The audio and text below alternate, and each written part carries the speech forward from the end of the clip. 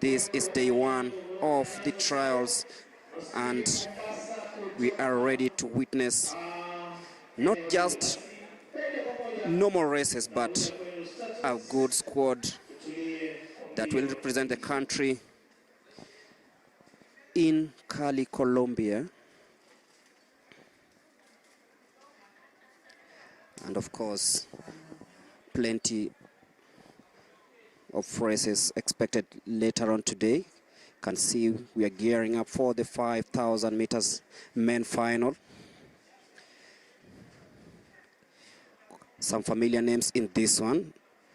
Of course, after the 5,000, of course, we have other races coming up, including the 400 meters men and women, the 3,000 meters, the 100 meters semifinals, and there we go. The 5,000 meters on this day one of the trials for the World Under-20 Athletics Championships to be held in August.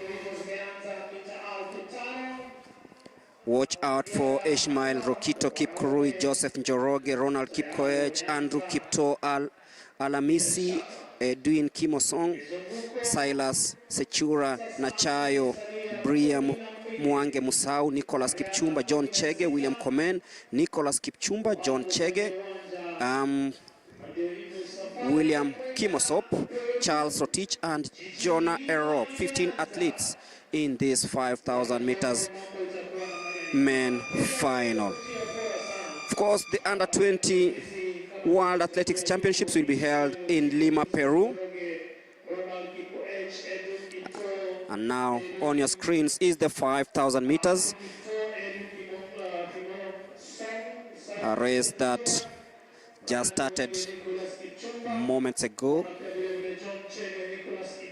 Watch out for the likes of Rokito, Njoroge, Kipkoech, and I'm joined by Bernard Rotich, who actually comes from a place where these athletes do their business, train and everything. Bernard, good morning and welcome back after the 10 days. Good morning, good morning. Well, good morning, our viewers. It's another day we're here because of the World Under-20 National Trials happening here at NYAYO Stadium. And basically, I'm happy to see the juniors competing here. That actually has been my focus always, because this is where the world beaters begin their launching part, I can say, to the international standards. So I'm happy to be here once again and do and see how the champions are being made, because remember the World Youth Championships was done away. The last one was done in Nairobi in 2017. That was the last one. So now we have the only World Junior Championships happening after every 2 years. So the team that will be selected here today will be representing Kenya at the World Under-20 Championships in Lima, Peru. Of course, the World Under-20 Championships will be held in Lima, Peru. And of course, interesting facts about the selection criteria is that all athletes aged between 16, 17, 18 or 19 on 31st of December 2024 will be eligible to run. And that means that if you're born between 2008, 2007, 2006 or 2005, you are well in contention to taking part in these trials. And of course, the clearance was done yesterday here at the NYAYO National Stadium. And of course, Team Kenya is expected to name a team of, actually, last time out they named a team of 44, and this time around we're expecting quite a similar number of athletes for this one. But if you're joining us, remember, as we are in for day one of the trials for the World Under-20 Athletics Championships to be held in Lima, Peru.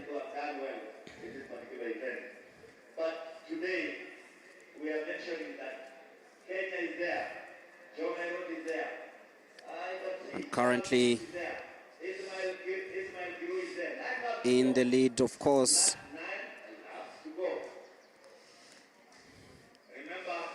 Started strongly here.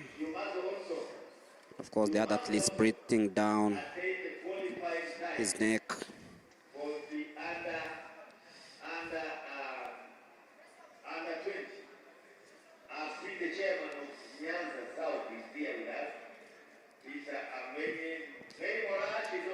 That is Charles Rotich, man born in West Pokot, runs for Adidas Running Club, born on 14th of May 2005. 9 laps to go in this 5,000 meters, which is the first event of the day here at the NYAYO National Stadium. And if you're joining us, it is day 1 of trials for the World Under-20 Championships to be held in Lima, Peru. Remember, slightly over 4 years ago, Kenya hosted the World Under-20 Championships at the NYAYO National Stadium. And of course, the stars like Lesile Tebogo were born, Bernard. Yeah, of course, but if you look at the lineup right now, if you see the athletes, we have Charles Rotich, who is leading. Charles Rotich represented Kenya at the World Cross Country Championships in Belgrade, that is Serbia. And then, of course, that was this year in March, and he was actually in sixth position. And he's running also with Johanna Erot. Johanna Erot comes from Elgeyo Marakwet. He also competed in the junior event, and of course he was in 5th position. Then we have Ishmael Kirui. Ishmael Kirui is a student, a Form 4 student at Sinonin Primary School, in secondary school in Baringo. And of course today here he's competing in his specialty, the 5,000 meters. Remember, he had a gold medal in the Under-20 in Bathurst. That was in Bathurst, Australia last year. And of course this year he also competed in the senior category in the World Cross Country Championships, also in Belgrade. And so today I think he is also seeking to also make to earn a slot. Remember, we're having only 2 athletes going to get a slot here. So I think he's going to battle it out with the others so that he can be able to get a slot, so that he can represent his country. Of course, we shall be following how the race will unfold. 7 laps to go, and he's still in the leading pack. I think he's in 5th position. So those are the athletes that maybe we would want to see if they will make, or will there be any other surprise.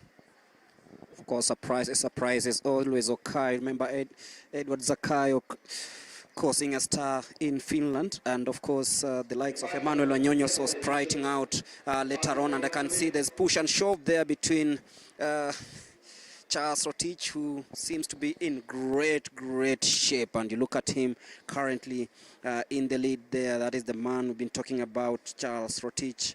Of course, he's showing why he represented the country at the World Cross Country Championships in Serbia. The man from West Pokot in Sioi.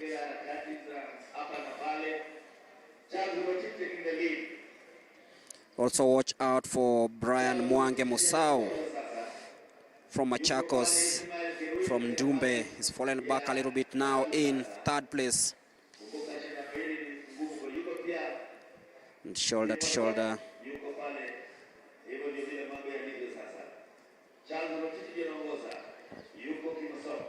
Musau currently in 3rd, but Charles Rotich showing the resilience as we head towards the last 5 laps of this one. If you're joining us, we're live from the NYAYO National Stadium on day 1 of the World Under-20 Championships.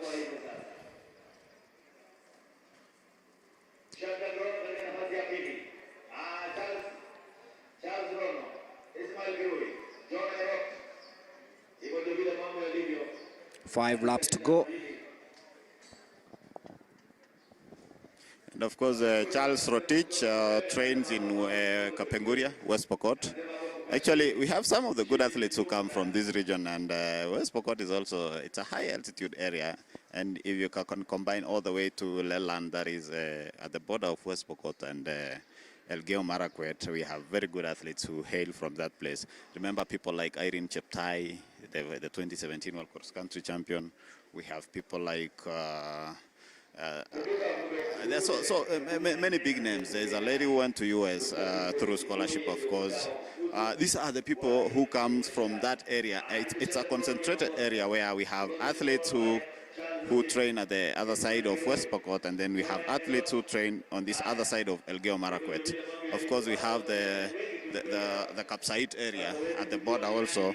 So these athletes take advantage of that. In fact, the athletes told me there's a place where it's the altitude is 3,300. Of course, I've not been there myself, but they say it's very cold, and they normally like going to train there because it gives them that advantage of doing well in these events. So we shall be keeping an eye. We have about 4 laps to go, and the race now is, I think, we still have those leading Kimosong, Charles Rotich, Kirui, Kip Kirui, and of course Erot. Erot comes from Turkana County, but he has been training in Elgeyo Marakwet.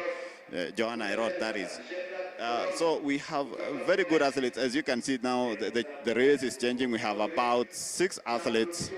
There's a gap there, and then the 7th athlete is trying to chase, of course.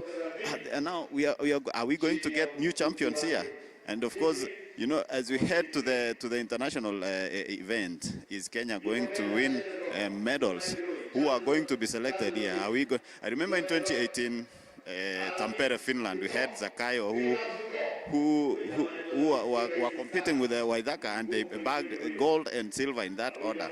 And of course, there was calculations in that race, and I think that is, I normally say that is what we need to do going forward, because teamwork brings medals. Because I remember that time Zakayo had to run a calculative race. He ran from behind so that Waithaka can just run, and then of course he didn't have a finishing, but that is Zakayo came and finished the race in a high speed. So that's how they managed to win gold and silver. So going forward, I think it's good to have a teamwork in a team, especially in these long distance races.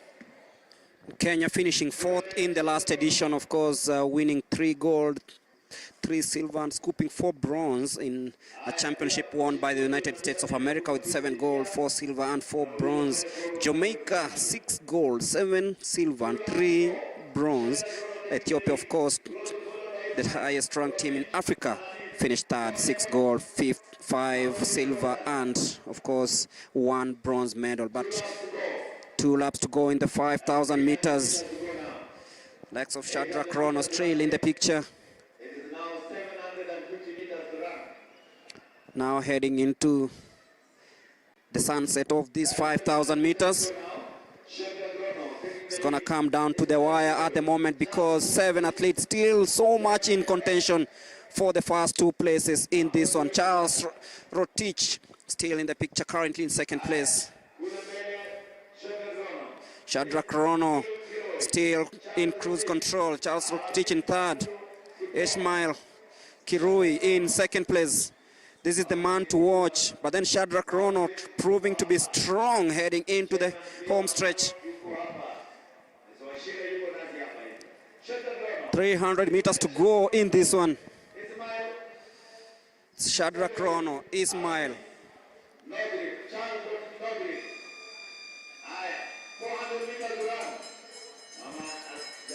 As they hit the bell, who is going to Lima, Peru?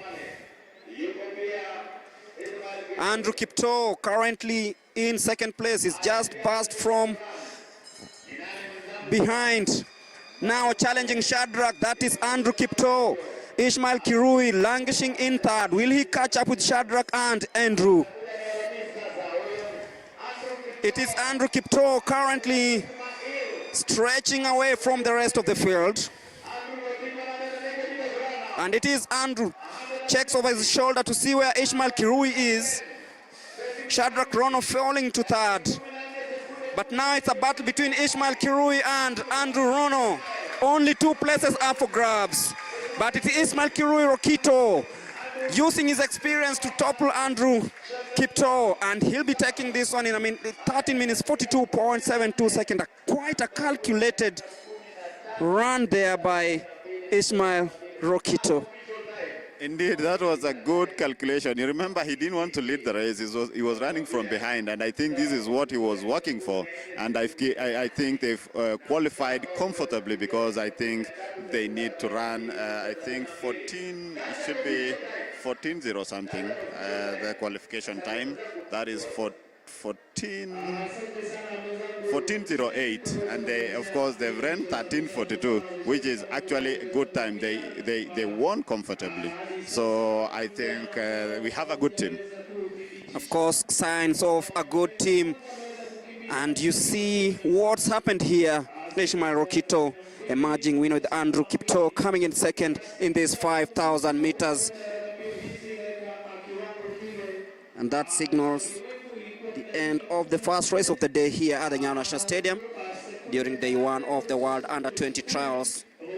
And the race has been won comfortably by Ishmael Rokito, the first name on the team sheet, on the team sheet, the first name to cross the line. And of course, we'll be getting ready for the 400 meters hurdles.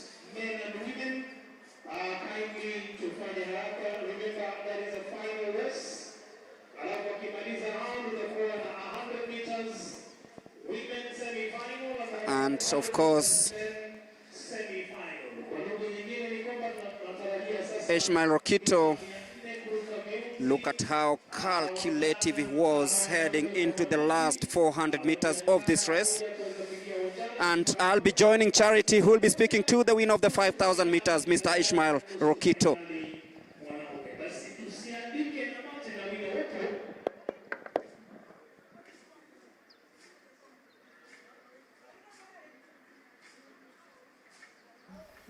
Iko na misuko yake.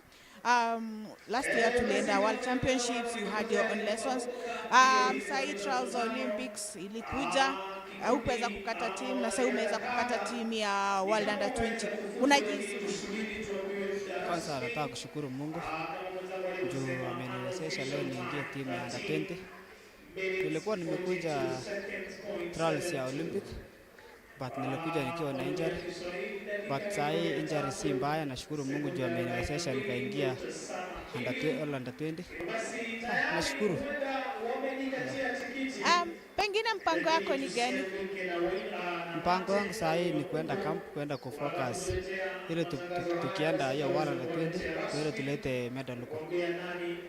All the best and congratulations. Thank you.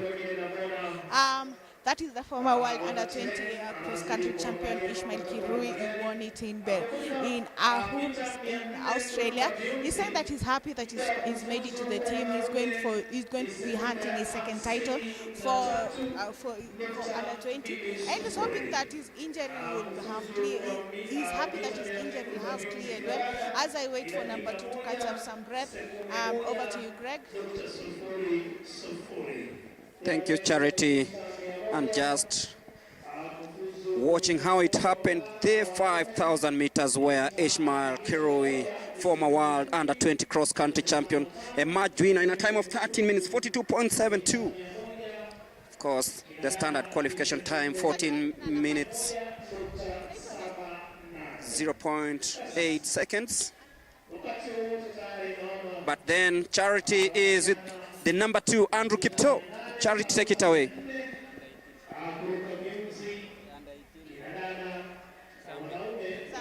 Okay.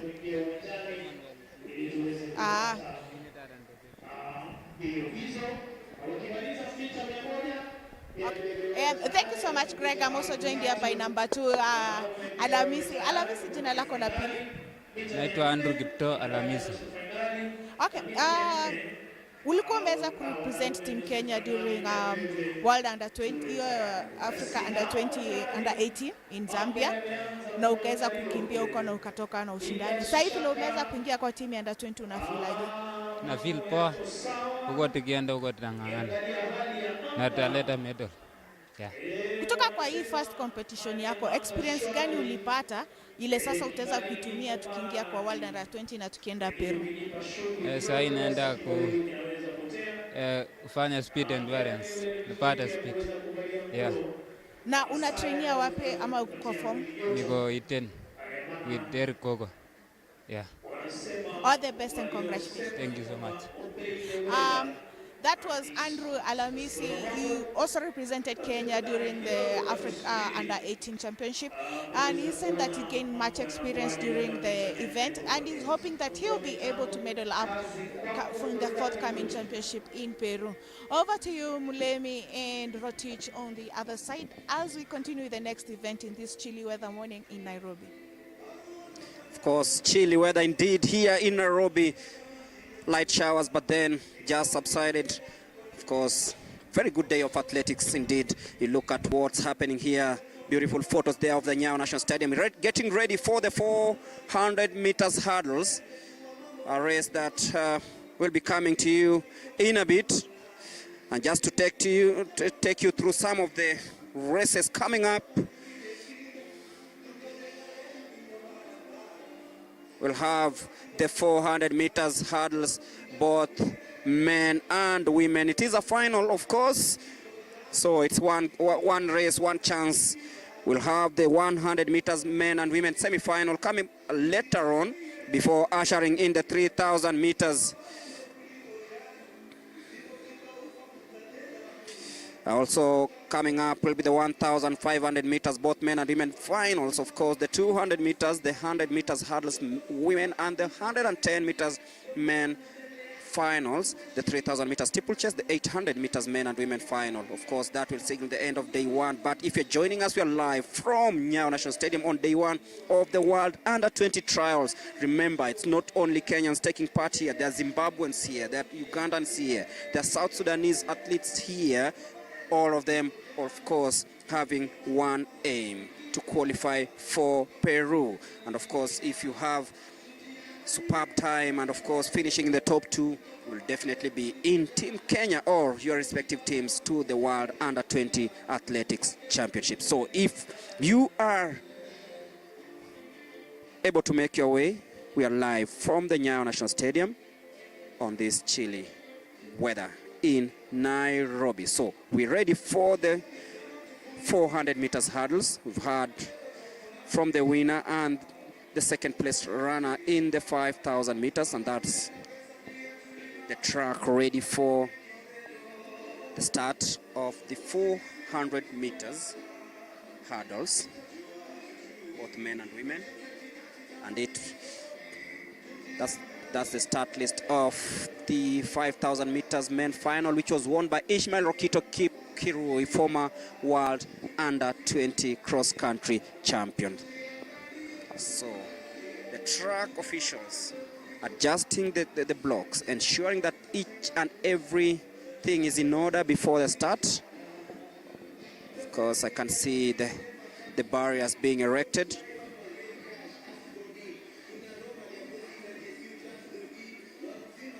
Be giving you the start list shortly of the 400 meters hurdles, and of course we're waiting to see who will be running in the 400 meters hurdles women. But in the men hurdles team, there is Amos Kipkemoi, Francis Kimeunzuki, Joshua Muteti.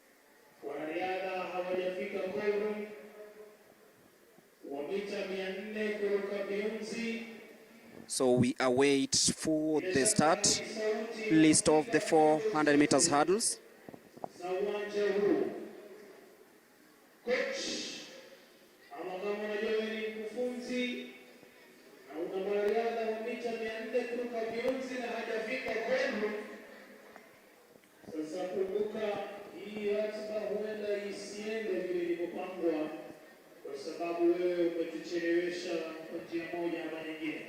Waiting for the athletes to come out of the call room for the start of the 400 meters hurdles.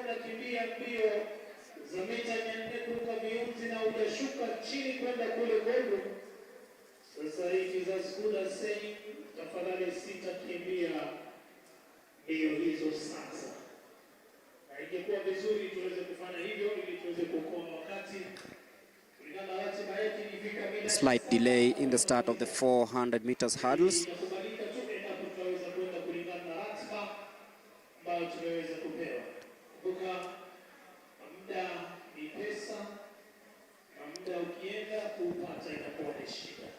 And for an athlete to be selected to represent their respective country in the World Under 20 Championships. For the hurdles, for men, they have to clock 53.20 seconds, and for the ladies, 1 minute 0.01. And of course, Lima is expecting 56 athletes to compete in the hurdles when the time comes. So Kenya has 2 slots.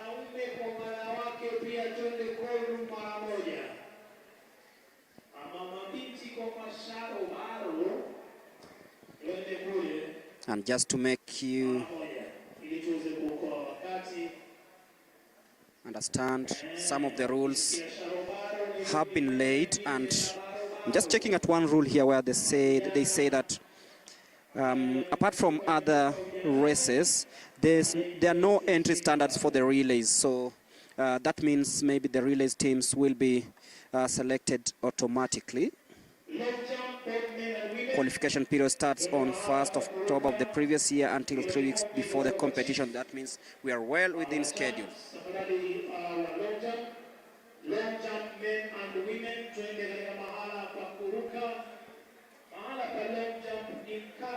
as we await for the athletes to come out of the call room for the 400 meters hurdles. On the other side of the field, will you kindly save us time and go there and make sure we are present as required. In the last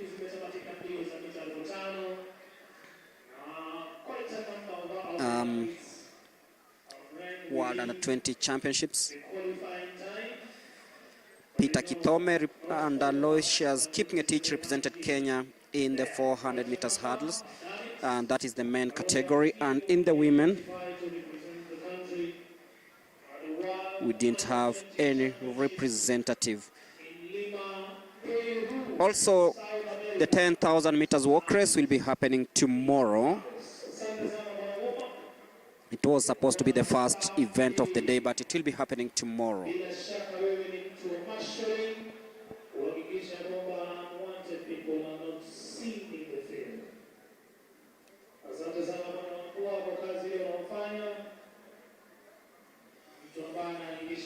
So, seems that we'll be waiting for the start of the 400 meters hurdles.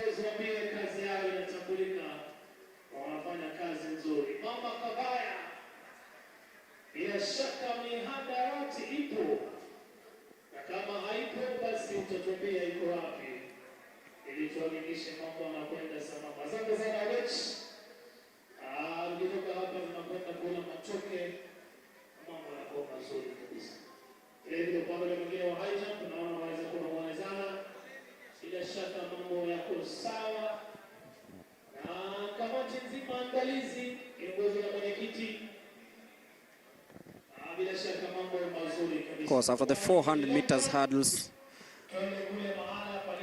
we'll have the 100 meters semi-final.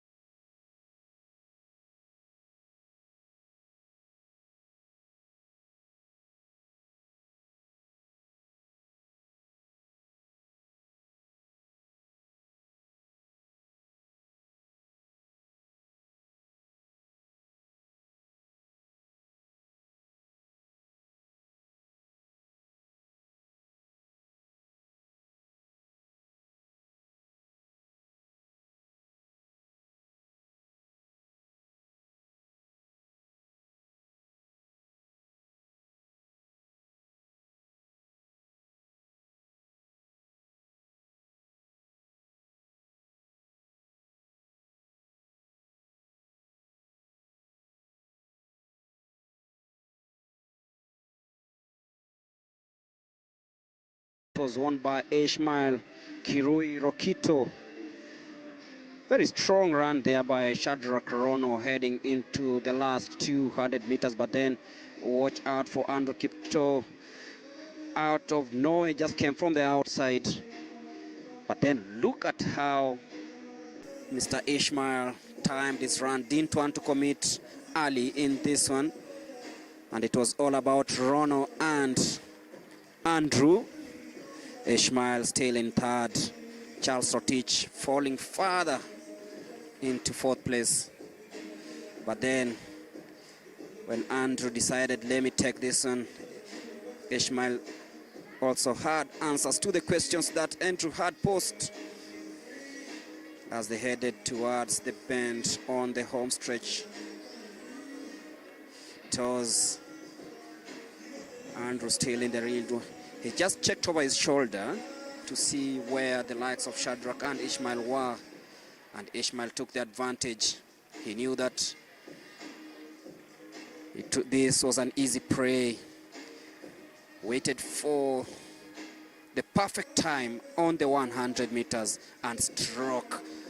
Andrew seemed to have tensed a little bit, but then just checking over his shoulder, he knew that he was well placed to finishing second in this one. But then it was Ishmael Rokito, former world under-20 cross-country champion, winning this one in a very smart and easy way. Andrew Kipto finishing in second.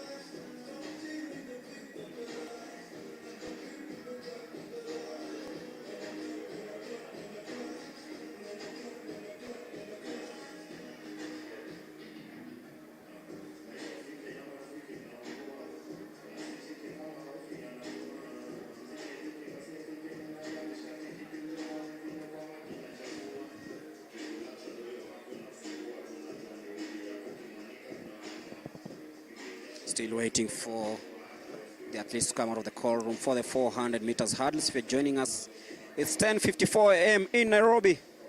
Wherever you are, this is day one of the World Under-20 Athletics Trials. Of course, an event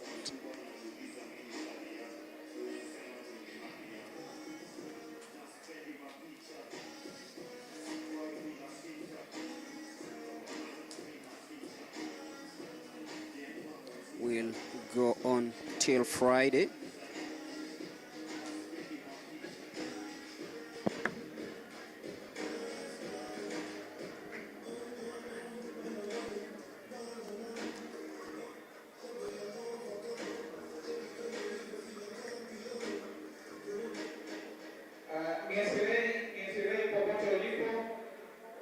Unahitajika haraka call. Nyesirei, coach Nyesirei, popote ulipo.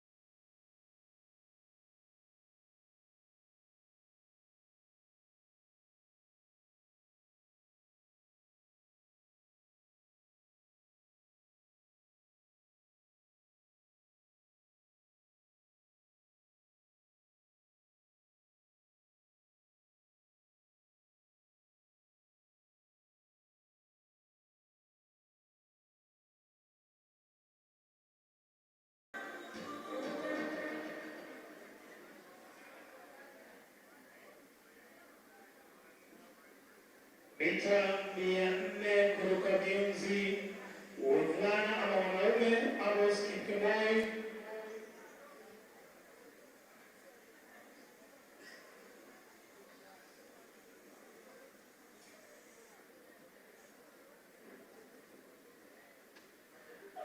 Basi wanariadha wa mita 400 peke yake kuruka viunzi, Amos Kipkemoi na Joshua Muteti. Amos ametoka Kericho, Joshua ametoka Southern. Basi tafadhali tujiandae mara moja kuingia uwanjani.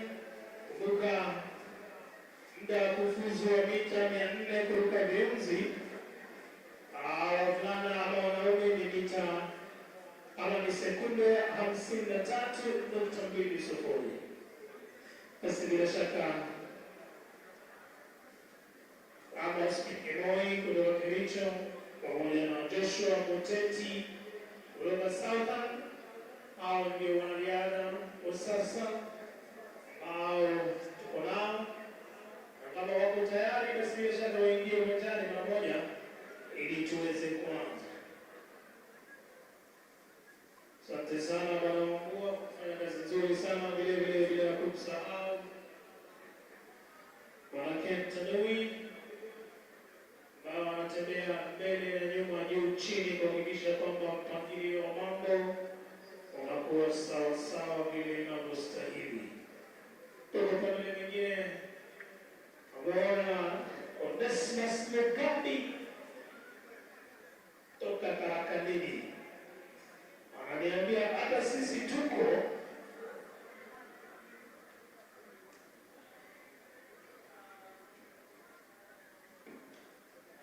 Bila shaka basi mita 400 kuruka viunzi, kama tuko tayari basi tuweze kuanza pamoja.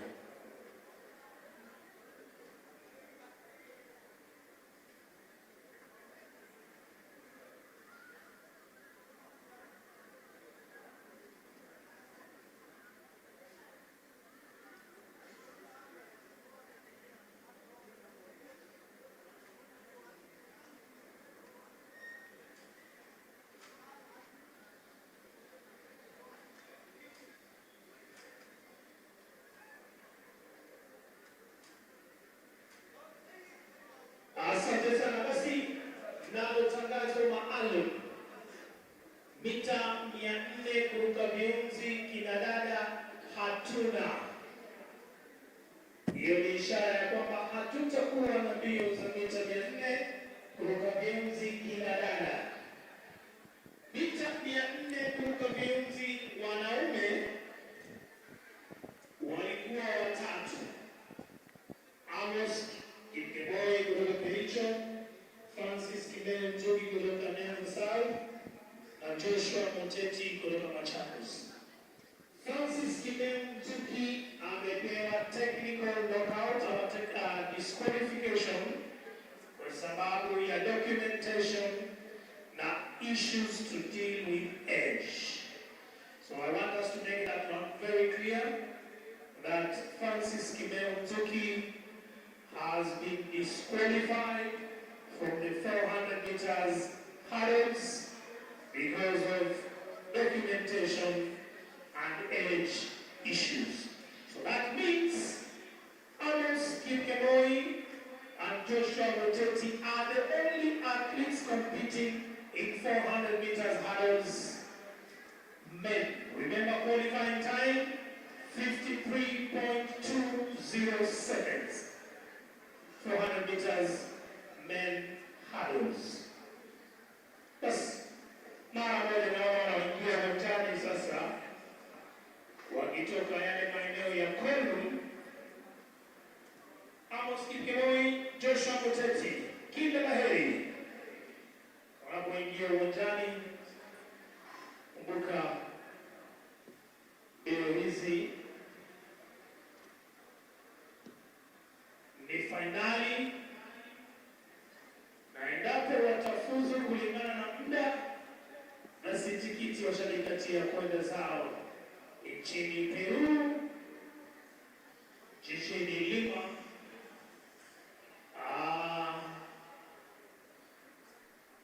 kaskazini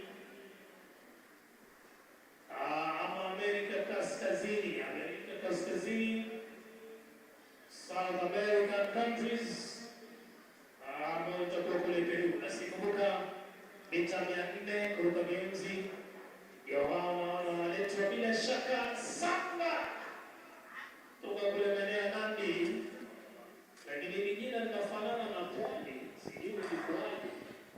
Being informed that the 400 meters women hurdles will not take place, so 2 athletes will be taking part in the 400 meters hurdles men instead. That is Amos Kipkemoi and Francis Kimeu Nzuki. Actually, Joshua Muteti of Southern. Only 2 athletes to participate in the 400 meters hurdles. And it begins in a bit. So the lineup was Amos Kipkemoi, Francis Kimeu Nzuki, and of course Joshua Muteti.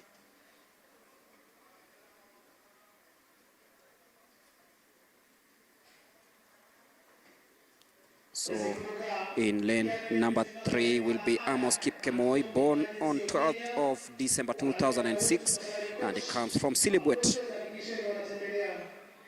Kericho County. And in lane number 5 will be Joshua Muteti of Southern, who comes from Machakos.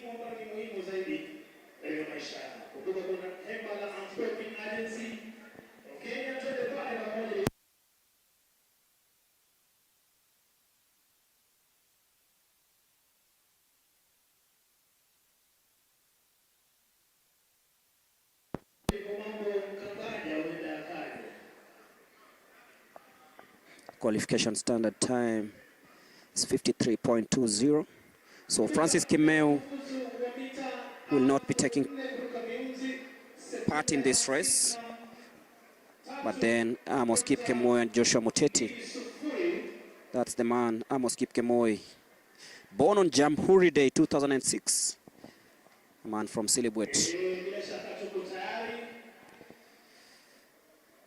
And the man from Machakos, Joshua Muteti, in lane number 5. So we're ready for the 400 meters hurdles. Of course, both will be aiming to at least clock 53.20 seconds to go to the World Under-20 Championships in Lima, Peru. So it's not about who finishes first or second in this one. They are ready to. So it's all about racing against the set time. So it is the 400 meters hurdles, a race that begins just about now. And off we go, Muteti versus Kipkemoi.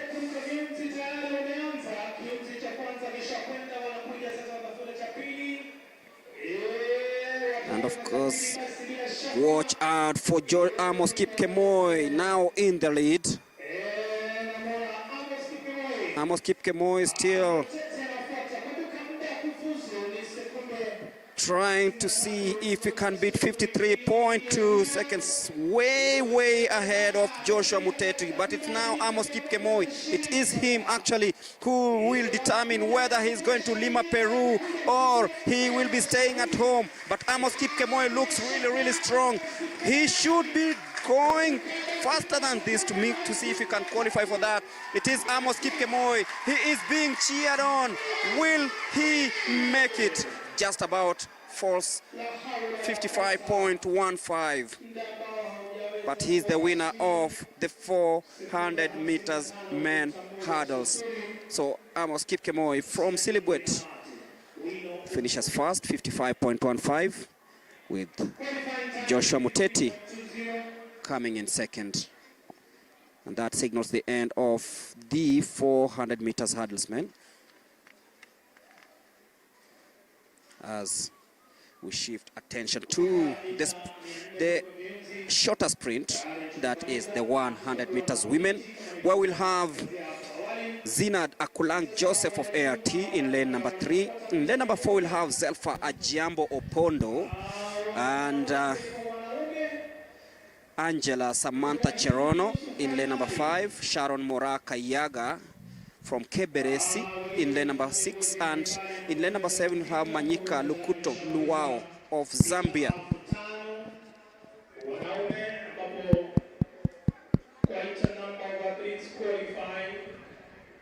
Of course, we'll be waiting to hear what the man from Silibwet has to say, and Bernard Rotich is on the track side to speak to Amos Kipkemoe, winner of the 400 meters hurdles. Bernard. Thank you, Mulemi. We have Amos here. Labda utuambie jina lako ni nani na mbio ya leo imekuwa namna gani? Naitwa Amos Kipkemoe kutoka Kericho. Mbio ya leo imekuwa ngumu kidogo juu ya weather, imekuwa baridi. So ukijaribu kusukuma bado kuna baridi. Ndio maana imekuwa ngumu kidogo. Mazoezi yako imekuwaje? Labda matayarisho ulikuwa umejitayarisha vipi, na siku ya leo naona ulianza vizuri sana. Matayarisho yangu ilikuwa mzuri. Nimefanya mazoezi yangu. Na mimi nashukuru coach wangu amenisaidia mpaka mahali nimefika leo. Labda baada ya hapa unaenda kufanya nini ili uweze kuimprove kwa performance yako? Baada ya hapa inabidi nifanye speed walk, alafu ning'ang'anie tu ya mbele. Mbele si mbaya. Asante sana. That was Amos Kipkemoe, of course, from Silibwet in Bomet County, and he has said that today's weather has really affected him in the last few meters because he started off well, and I think he will be going back to train and continue working hard so that he can be able to work on his finishing speed. Over to you, Mulemi. Thank you, Bernard. As we gear up for the 100 meters women's semifinals, Zina Dakulang Joseph of ART will be running in lane number 3. Zelfa Ajambo Opondo of Western, born in Busia, will be running in lane number 4. In lane number 5, we'll have Angela Samantha Cherono of Central Rift, and of course Sharon Moraka Yaga in lane number 7 from Nyanza South, born in Keberesi, Kisii County, and of course Manyika Luwao of Zambia, born on 8th of July 2006, and she will be running from lane number 7.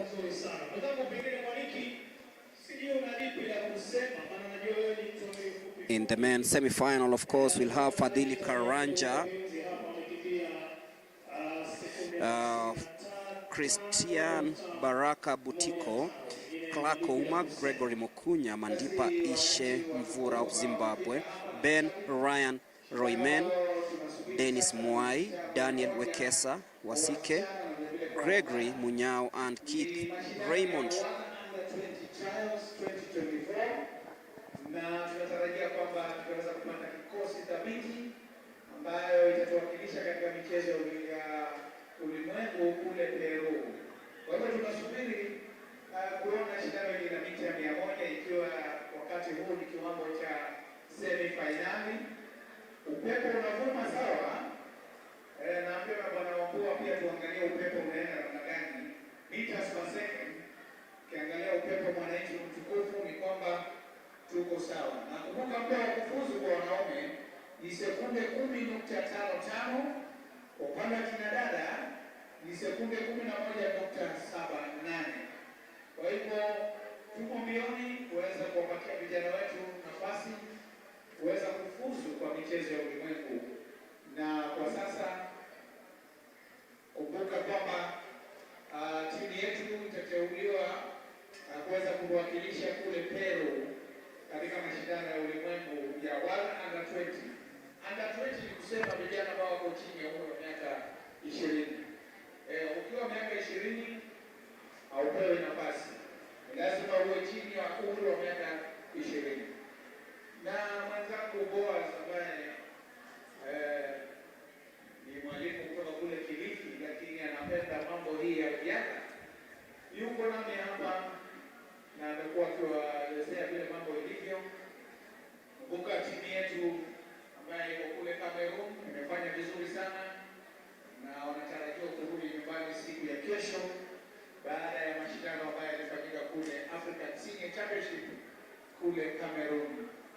Na ni kwamba tunaweza kuona vijana wetu wakipambana vilivyo, na tunaweza kumwona mwanariadha Julius Lego ambaye anajulikana kama African King katika shindano la javelin.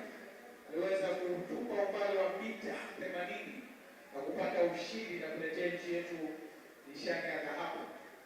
Na nimekuwa nikipita huko na kule kuongea na kocha wake, akaniambia ikiwa kwamba yeye atafuzu kwenda Olimpiki, manake yeye na ile timu ya relays ya 4x4 mixed relay wanaomba Mungu mpaka sasa, wako wanapiga magoti wawe top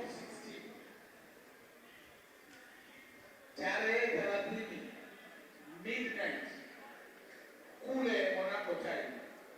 Tukiweza kupita hapo bila mtu yoyote kututoa hapo, basi vijana wetu watakwenda Olimpiki katika mbio za relays. Na Julius Yego saa hizi ranking yake ulimwenguni nambari 29, lakini top 32 ndio wanakwenda Paris Olympic. Yeye pia ananing'inia hapo, anaomba dua mpaka sasa. Naambiwa tele ndege anakuja naye anaomba tu, hata taki maji. Mambo ni kuomba Mungu ili tarehe 30 Juni usiku wa manane, lakini time si za Kenya, kule Monaco, basi akiwa amefuzu basi atakuwa anaenda Olimpiki. Na coach wake ameniambia akienda kule nitangaze hadharani kwamba tutajarajie nishani katika michezo ya Olimpiki kule Paris, Ufaransa. Lakini kwa sasa ni vijana wetu sasa tunawapa fursa kuweza kukata tikiti kuingia katika timu ambayo itakwenda kule Peru katika michezo ya World Under 20. Naweza kuona timekeepers wetu wako tayari pale. Tunasubiri koro waweze kuwasilisha wanariadha tayari kwa mbio hizo. Kulingana na ratiba yetu, the results of the 5,000 meters men final, Andrew Kipto Alamasi came in second, of course, in a race won by Ishmael Rokito Kipkurui, 13 minutes 42.71. Andrew Kipto Alamasi came in second, 13 minutes 43.54 seconds.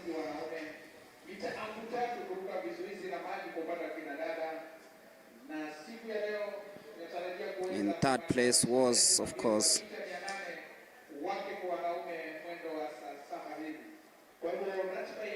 Ronald Kipkoech.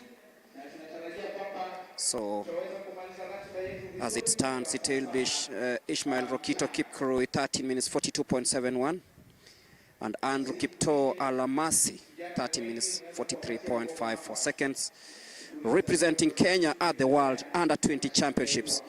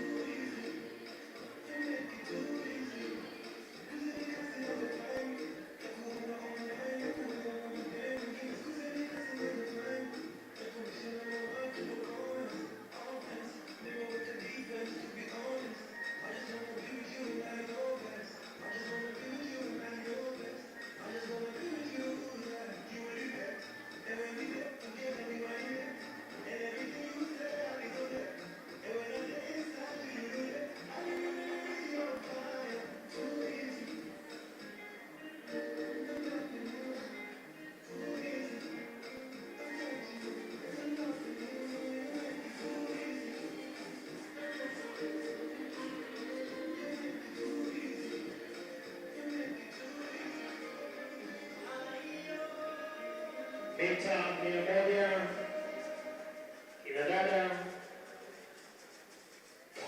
bila shaka kikundi cha kwanza cha nusu fainali wanaingia uwanjani.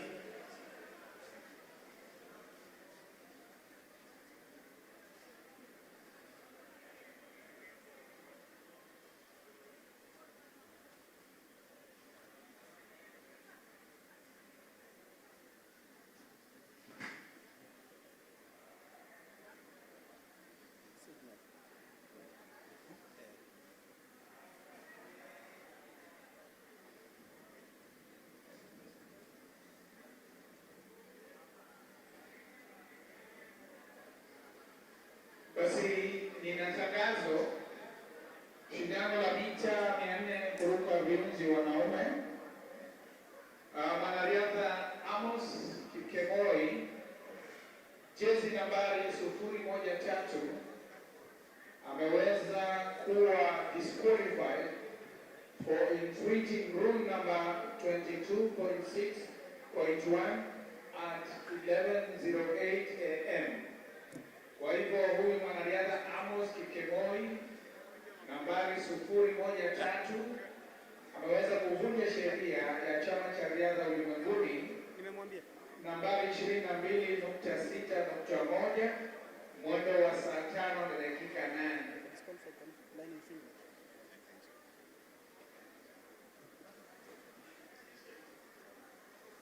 Kwa hivyo ako na dakika 30 ili kuweza kuandika apili yake, na mimi nimetangaza yangu ni kuandika chini ile saa nimetangaza, na sasa yeye kama anataka kuapili, he has his chance, he has 30 minutes. Thank you. Basi mwenzangu ni kwamba mita 100 kina dada, hii ni straight final. Ladies and gentlemen, our guest today, 100 meters ladies, and this will be final. Remember, qualifying time for 100 meters women is 11.78. Qualifying time is 11.78. Basi mabibi na mabwana, tayari wako tayari. Mita 100 kina dada,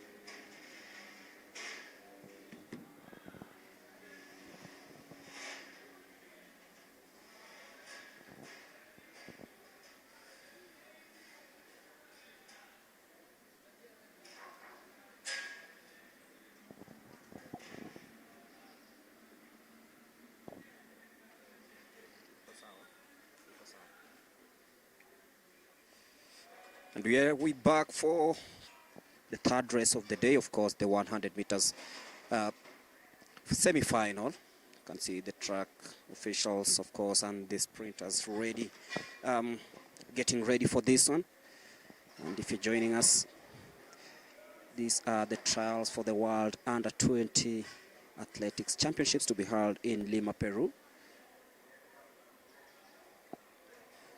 And of course, we're getting ready for the semi-final of the 100 meters. 11.78 is the qualification time. So in lane number 3,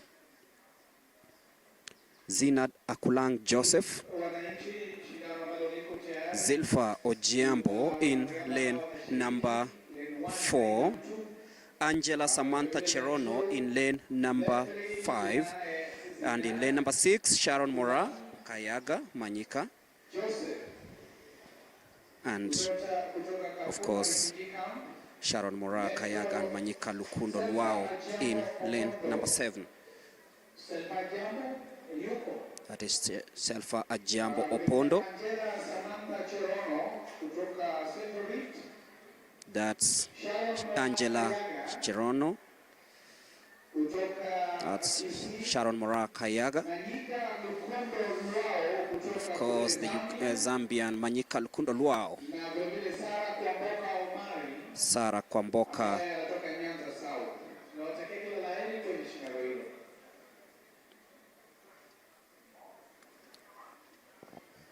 So we're ready for the 100 meters semi-finals.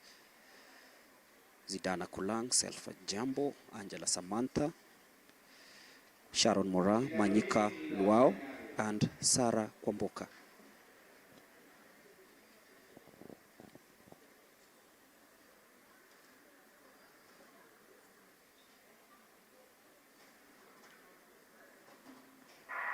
And off they go smoothly, the 100 meters, and look out at Selfa Ajiambo Opondo of Western steaming away from the rest. And of course in lane number 4, but then it 12.87. Selfa Ajiambo winning that one. 12.87.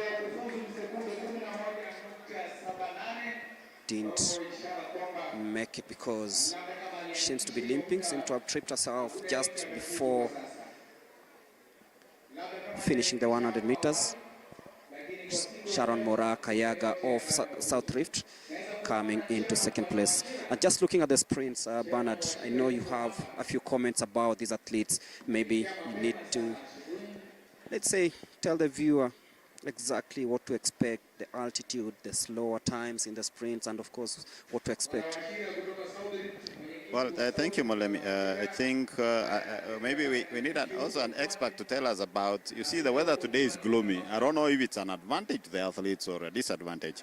But talking about sprints, of course, if you see how they started off very well. And then talking about Ajiambo, I think she comes from Busia. She comes from Busia. And coming from Busia, that's a low altitude area, which is good for her. And if you see how she runs, just some few fine-tuning, and she'll be very good to go, because she narrowly missed the qualification mark of 11:78, having run I think 12 something. So you see how she's going. She's way ahead of the others, and I think the last 20 meters was a struggle for her going to the finish line. So I think she needs a little bit fine-tuning, and she'll be able to do very well. Exactly. Even look at how she was running. She's still very raw, to be honest. But then that does not mean that she's not having, she'll not have better days ahead. The winner of the 100 meters women semi-final, that is Selfa Ajiambo Opondo from Busia, 12.87. Didn't really actually make it because she just fizzled out heading towards the last 20 meters of this race. And for the men, we'll be waiting to see who comes out. Fadili Karanja, Christina Baraka. But then Faith Selfa will be talking to Charity, who's right down the track. Thank you so much, Greg. And I'm joined here by Selfa Athiambo. She was third during the Africa Under-18 Championship. Selfa, now that umekosa kuqualify for the Under-20, hiyo inakufanya unafeel aje? Vizuri. Unafeel vizuri? Bado time ijafika. Nimefurahi sana leo nimekuwa number 1. Sijai kuwa number 1 na kuanga number 2, number 3. Lakini leo nimefurahi. Nimeshinda. Aha. Selfie, umeweza kukua ukiweza kukimbia, umekimbia, umerepresent team Kenya tena. Ungeweza kumake team hii ingemaanisha nini kwako? Ninafurahi sana. Sababu hata kuwakilisha Kenya. Hata kuinua familia yetu. Hata nchi yote. Uko class, uko form? Form 1. Umeweza, nini ilikuvutia kwa mbio na unaweza je kubalance mbio na masomo?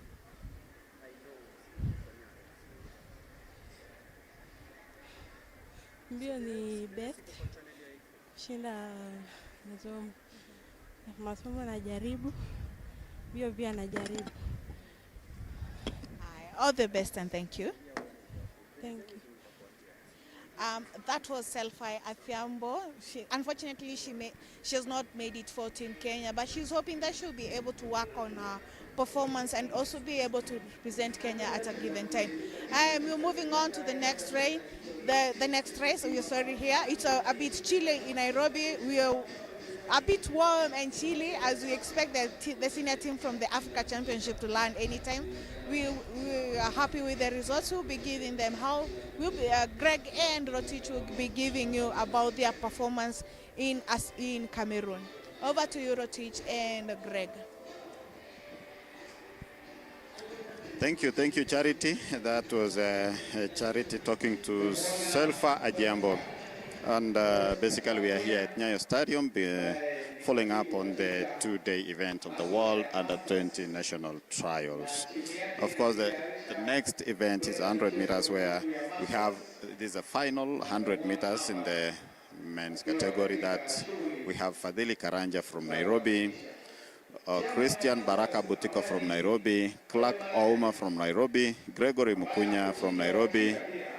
We have Mindipa Ishe Mwamvura from Zimbabwe, and then Ben Ryan Parakuoni Roymen from Rongai Kajiado, Dennis Mwai Wangoi from Nyeri, Daniel Wekesawasike from Nyanza, as that is Nyamira, Gregory Munyao from Machakos, and then we have Kate Raymond from Kisii.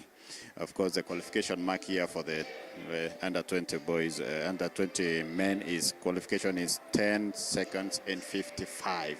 So we shall see. We are going to wait and see if these boys, these men, the under-20 men, will be able to run the 10:55 and qualify for the global event.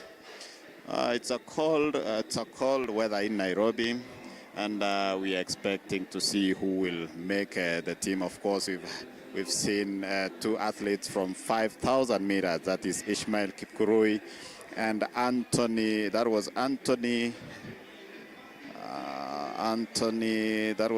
Kibet. The 2 qualified, of course, after running good time. Of course, the qualification time is 14:08:00, and basically they will be competing in the under-20 category when they head to Lima, Peru. And of course, these athletes, most of the athletes here are students, and after here they are going back to school, of course, and then the federation will give out a date on when to join the camp. So we are waiting to see how things will unfold here and see what will happen in today's event. The 100 meters men, of course, semi-final. 10.55, the standard set time. Remember, 9.91 is the time set by the outgoing world junior champion of the 100 meters, Lesile Tebogo, who of course has graduated to the seniors, but did a wonderful job in Kali. Fadhili Karanja, Christian Baraka Butiko, Clark Ouma, Gregory Mukunya, Mandipa Mvura, Ben Ryan Parukoni, Roy Men, Dennis Mwai Wangui,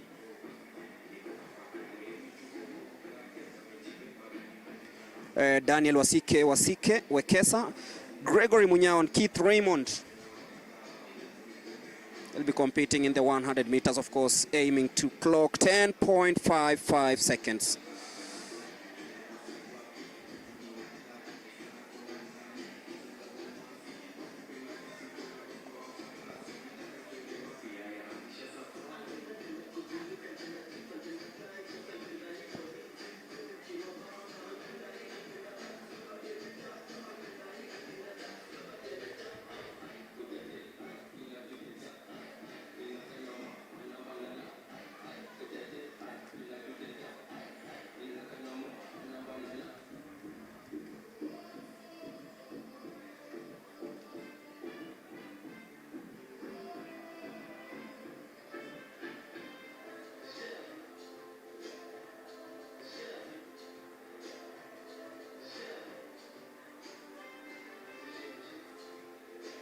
Those are the athletes getting ready for the semi-final of the 100 meters.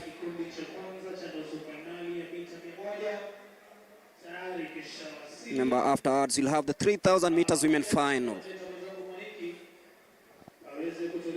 You can see Gregory Munyao of Machakos.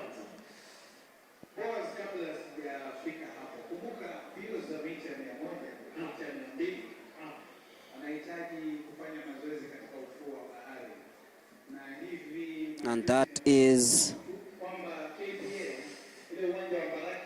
Fadhili Karanja be giving you the order in which, rather the lanes in which they'll be running from.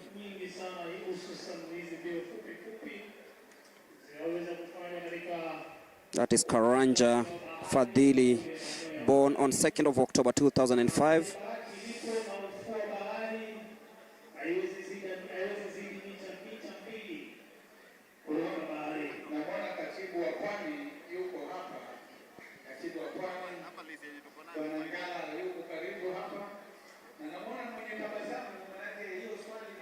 In lane number 3,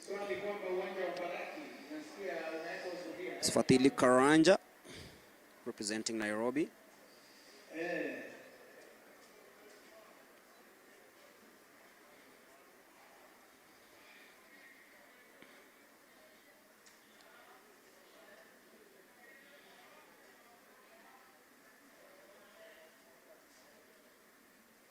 Looks calm and collected ahead of this race.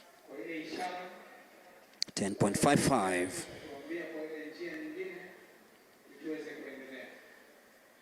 Can see in lane number 7.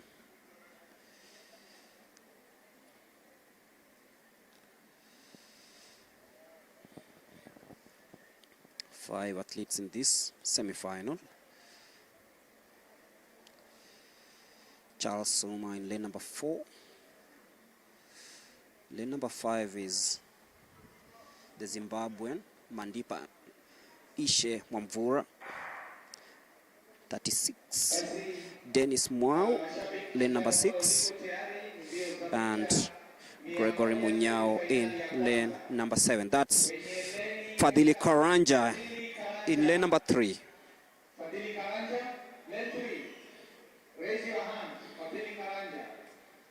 Lane 4. Lane number 4, Clark Ouma of Nairobi. Lane 5. Mandipa Ishe Mwamvura. That is Mandipa Ishe Mwamvura of Zimbabwe. Dennis Mwai Wangui in lane number 6, and in lane number 7, Gregory Munyao of Southern. We wish you all the best in the first semi-final 100 meters. 10.55 is the time to beat.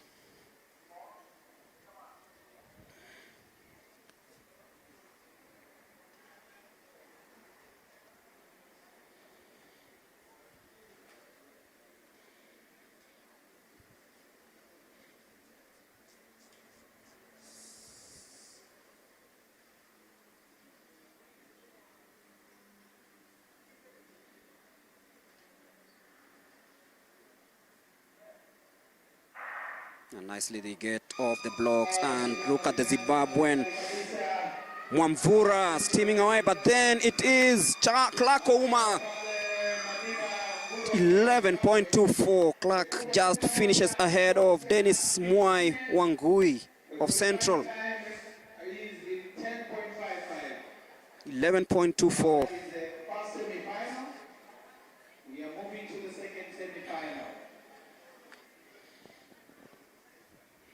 Clark Ouma of Nairobi winning the first one, 11.24. Of course, having room for to improve heading into the final.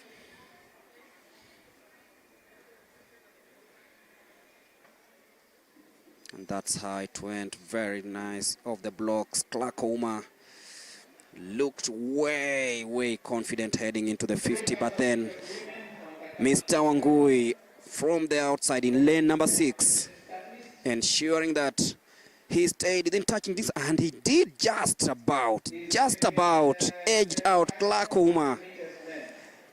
So the winner, Dennis Mwai Wangui, did a jig like that of Ferdinand Omanyala and eventually winning this one. The man from Central, born on 24th of September 2005, winning the first semi-final of the 100 meters.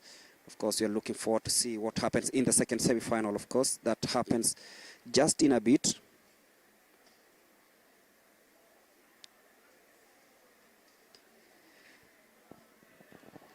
And of course, Mulemi, what I was saying, you've also heard from one of the coaches that these athletes, sprinting athletes, they need to train in a low altitude areas. So the thing we were talking about last time when we were doing the Olympic trials has just come out again today. You see, they are really struggling to finish the race. Of course, finishing in 11, 7, 4, 11, 2, 2. That shows that they are capable, but they need the right altitude so that they can be able to achieve, of course, what is needed. Because remember, we need 10:55 in the 100 meters so that they can be able to go and run internationally. So we still have some work to do, but not a lot. There's still room for improvement, of course. And that is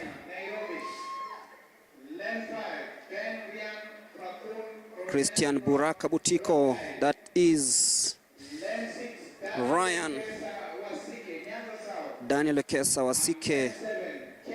Lane number 6, Kate Raymond.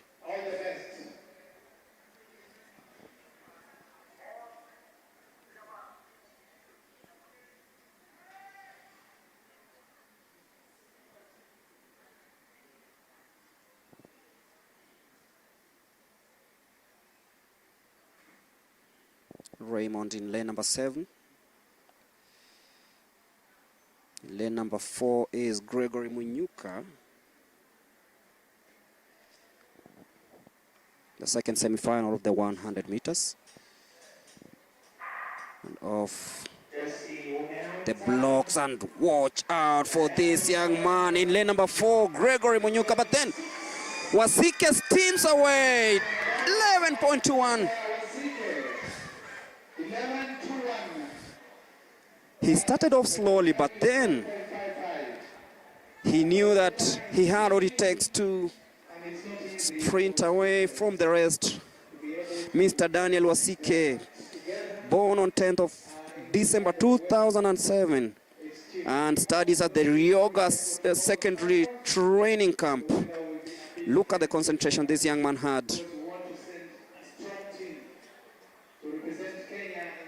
It's a young man who has shown that he has the potential, but watch out of how well he gets off the blocks. The technique was perfectly executed, and Wasike eventually making it to the final. 11.21, of course, just a few microseconds off the 10.55.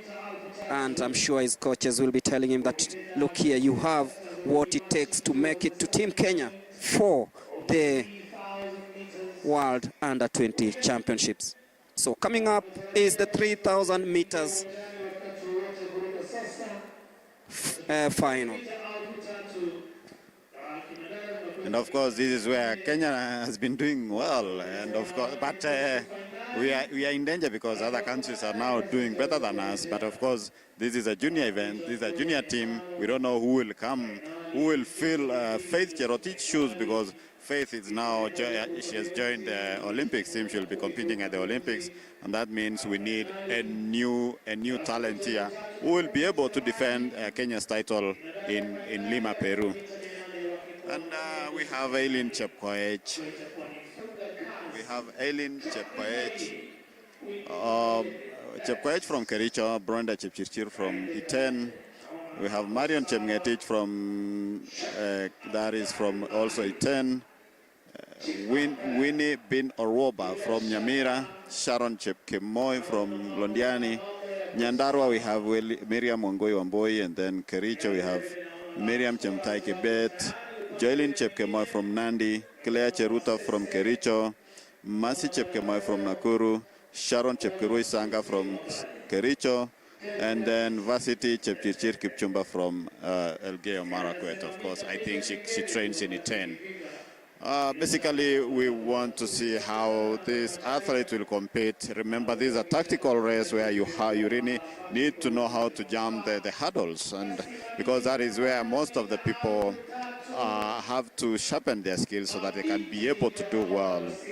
These are the young juniors, young athletes who are trying to get into the international standard. So we want to wish them well as they compete in this race today. The 3,000 meters final. Ellen Chepkoech, Brenda Chepchirchir, Marion Chepngetich, Winevine Bina Oruoba, Sharon Chepkemboi, Miriam Wangui, Miriam Chemutai Kibet, Joylin Chepkemoy, Claire Cheruto, and Mercy Chepkemoy. Of course, Banada said that we face a serious threat from other countries like our neighbors Ethiopia in this race. And before we head to the track, Charity is with Mr. Wambua, who heads the Kenya Secondary School Sports Association. And of course, I remember in the ISF, he did a very good job. Over to you, Charity. Mulemi, and thank you so much, Mulemi and Rotich. I'm joined here by Mr. Eliud Wambua. He's the Deputy Director in for the quality assurance. Yeah?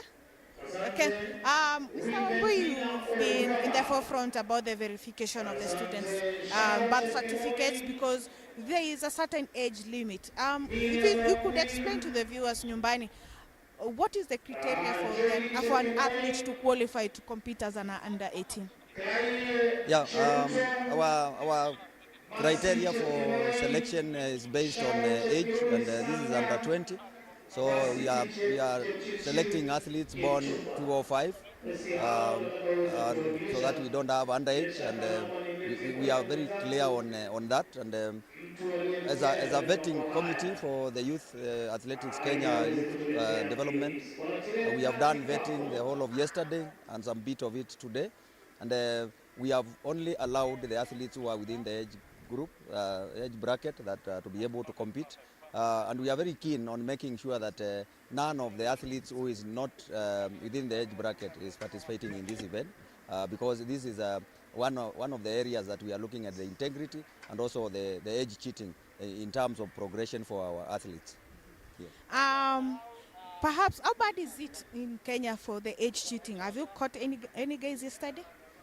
I would say that the attempts are there, and one of the major challenges that we have is people probably just thinking it is their right to go back and pick a second birth certificate, maybe reduce a year or two to be able to secure a passport. And mostly this is happening particularly when people want to qualify for other international events, so where they are supposed to be able to get a passport. So we are very keen on this, and what we are doing, we have partnered with the Ministry of Interior and the Registrar of Birth births, and we have taken all the birth certificates for verification for all the athletes who are running here, and those ones that will be cleared are the ones that will be able to select for the World Championships.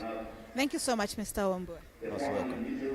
I hand you over to Greg as the race for the 3,000 meter steeplechase has already started. It's the final. You are hoping to see the ladies that will be going to represent Team Kenya as they take over and push against the East Africans who will also be at Peru. Over to you, Rotich and Greg. I think it is the 3,000 meters women final. Ellen Chepkoech, Brenda Jepchirchir, of course, Winnie Vine, Bina Ruoba, Marion Jepngetich. Who are some of the names to look forward to in this race? I can see the likes of Sharon Chepkiroi Sanga. I can see Joylene Chepkemoi. Of course, we have good athletes here. And somebody like, look at Mercy Chepkemoi from Tiloa camp. And then we have Marion Jepngetich from Iten. She stays at a camp called the Kechei camp in Iten. And those are some of the athletes that we need to watch out on. And even if you see how Marion is her running style, but of course we don't know who will, of course, emerge the winner. But here, basically, they want to get a slot and represent Kenya in this event. Varsity Jepchirchir taking the early strides here with 6 laps to go in this 3,000 meters. Of course, we're waiting to see who makes the first move. Just a few minutes to midday here at the NYAYO National Stadium as we bring you day 1 of the World Under-20 trials.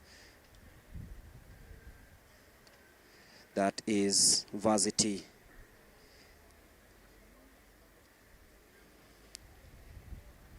Still in the lead, of course, Marion Jepngetich pacing out.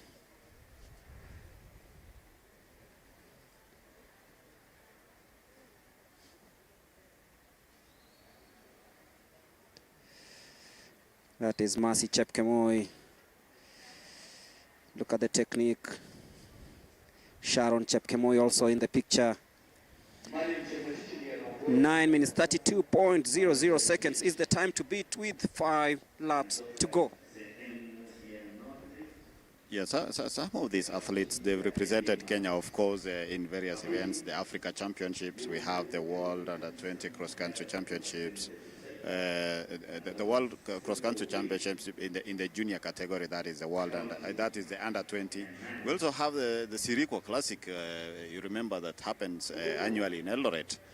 So these athletes, they are experienced. We have experienced athletes here whom actually know what they are doing right here when it comes to running and track. And as I was talking to most of the athletes, they say cross-country is a good thing for them because it acts as an endurance part of training ahead of the track event. So when they come here after competing in cross-country, they'll be able to run well now. When they go back, it's a matter of doing the speed work, and they'll be good to go. Remember, they have to run a 9:32 so that they can qualify to represent Kenya in the international event that is in Peru, in Lima, Peru. And as you see, Marion, of course, is still leading. She's actually controlling the pace here. Because remember, you don't have just to run. You have to run a calculative race. You have to make your, we say, lazima upige hesabu. So this is what she is doing, and let's see how, with the 4 laps to go, of course, let's see how this race will unfold today.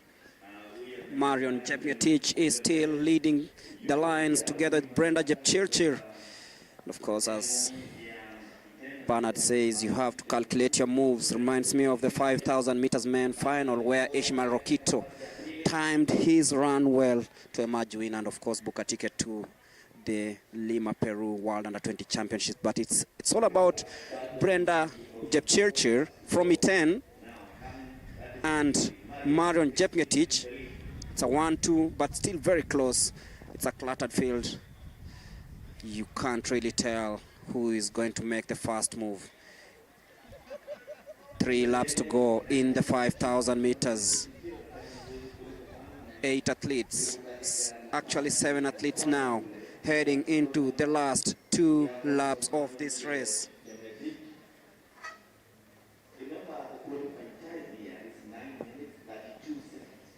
Two and a half laps to go. Marion Jepngetich, Central Rift, from the Kichei camp, still in the lead. Was born on 4th of September 2005.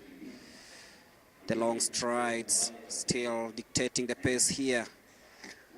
The field is down to 5. Mariam Wangui of Nyandarua.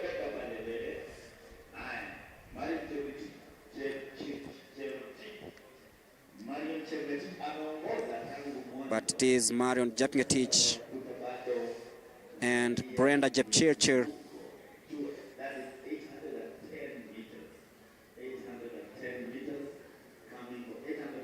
Sharon Kipchumba in 5th. Mercy Chepkemoi in 3rd currently.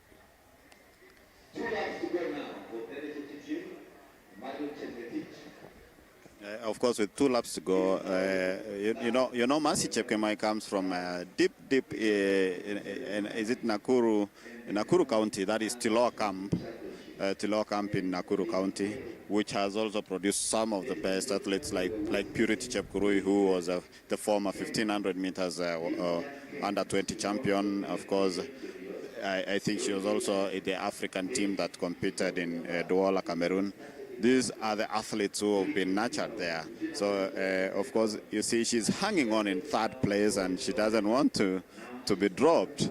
And I don't know if she's doing her calculations, but you see she's now moved to the front ahead of Marion going to the water jump.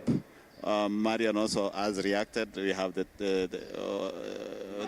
we have now the 2 athletes. This is 3,000 meters final, and they need to run a 9:32. They're going into the last lap now.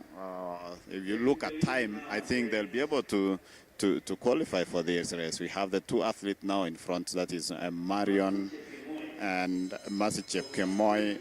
Mercy from, of course, Mercy has sprinted. She has reacted. She's in front now, and Marion is following her closely with 300 meters to go. Mercy is still opening the gap. Remember, she trained and comes into Loa, that is in Nakuru County. As they head to the last 200 of this one, as they said, calculate your moves and you'll get it. Mercy Chepkemoi, born on 19th of October 2005 from the Tiloa camp, stretching the lead way ahead of Marion Jepngetich. Jepngetich has been leading a chunk of this race, but now it is Mercy Chepkemoi. Most of the race she was in 3rd, but now she comes home as the winner. We'll be just looking at the time because it's 9 minutes 32.00 seconds, but she's gonna beat that because she is going to win this one in 9 minutes 10.96 seconds with, of course, Marion Jepngetich finishing in 9 minutes 16 seconds, and that signals the end of the 3,000 meters won by Mercy Chepkemoi of South Rift, of course coming from the Tiloa camp in a time of 9 minutes 10.96 seconds, just ahead of Marion Jepngetich, who came in 2nd in a time of 9 minutes 16 seconds.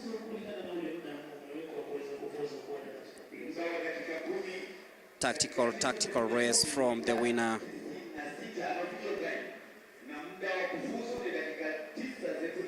Mercy Chepkemoi with Marion Jepngetich coming in 2nd.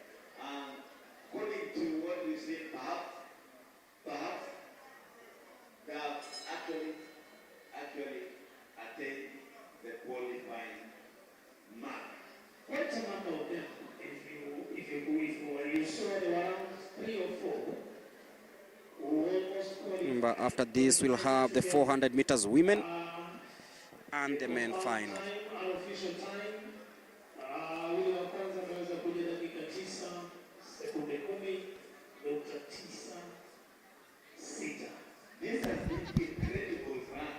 One hand is not operating. And of course, we'll be waiting to hear what Marion and Mercy have to say. So, Charity, you can't pick it from here.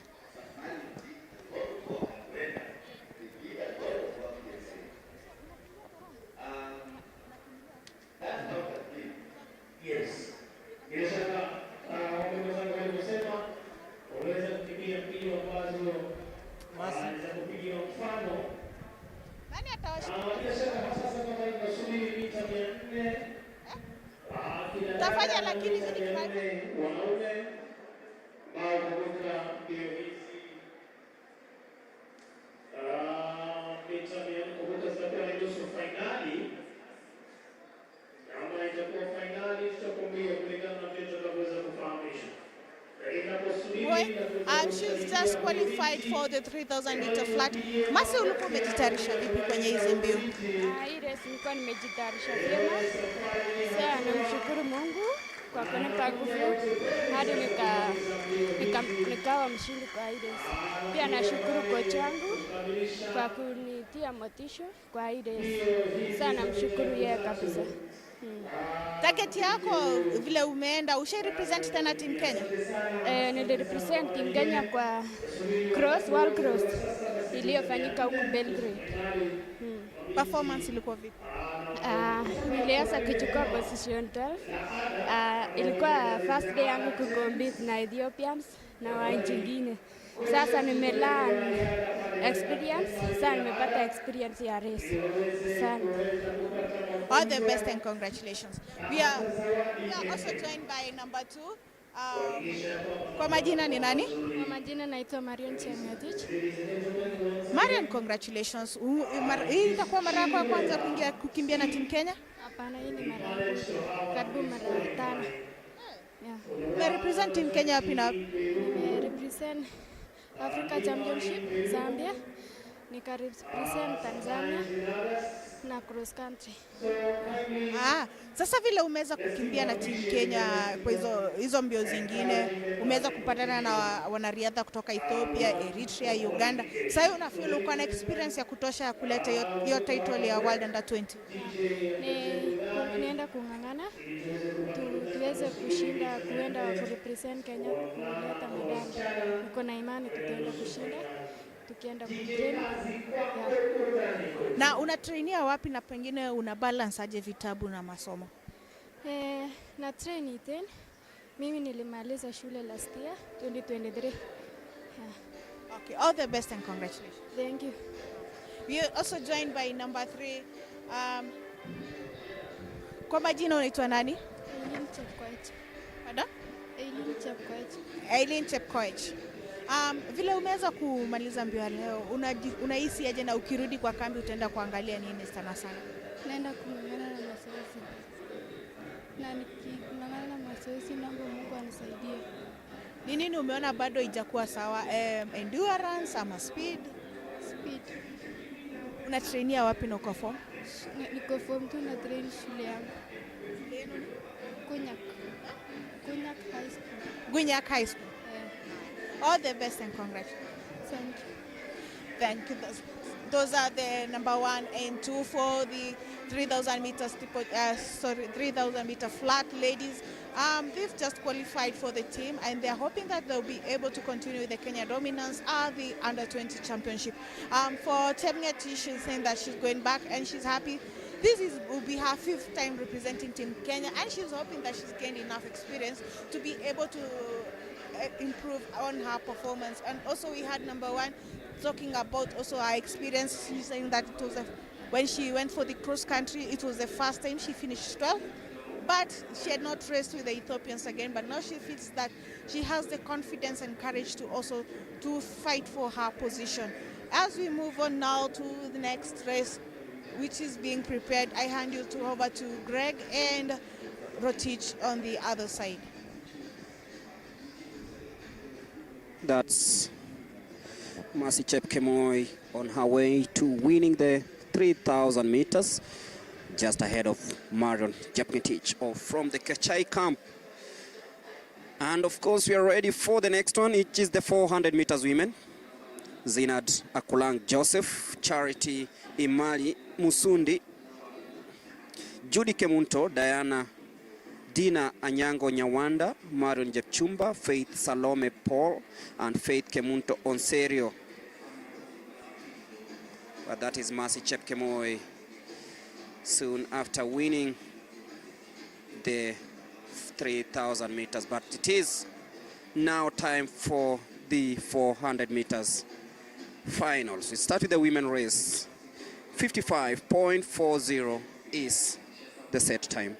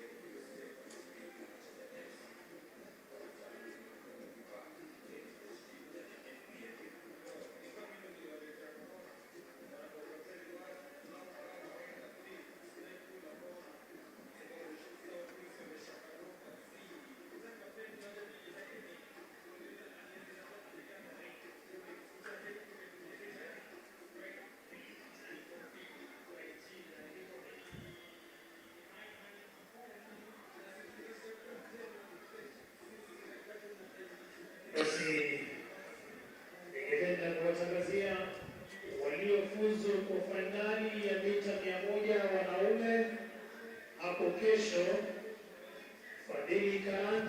The results of the 100 meters women final: Sela Jambo Opondo 12.87, Sharon Mora Kayaga 13.02, Manyika Lukundo Lua of Zambia came in third 13.73, Sarah Kwamboka Omari 13.17, Aida Jepkorir, Zinad Akulang and Angela Samantha in that order.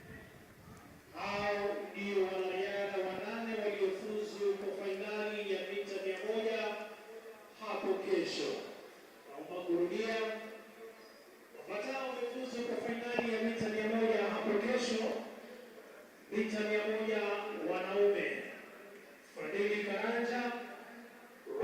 K, Clark Ouma, Daniel Musike, Dennis Mwai, Mwadipa Ishe, George Gregory Mwanyao, Ben Ryan Woimen, au ndio wamefuzu fainali ya mita 100 hapo kesho.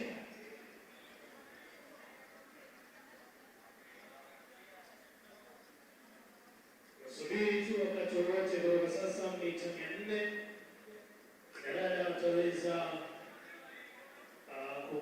kuingia uwanjani, alafu na mita 400 wanaume pia wataweza kuingia uwanjani. DJ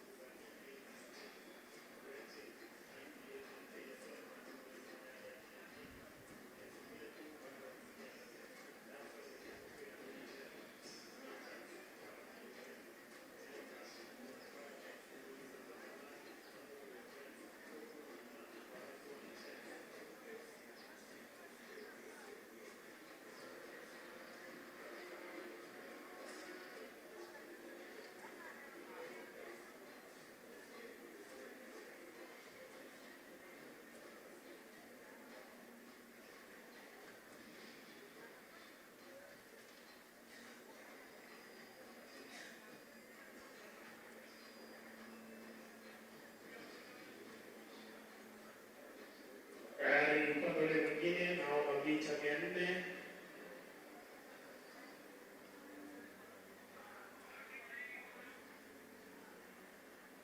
Mabinti wale kama sijagosea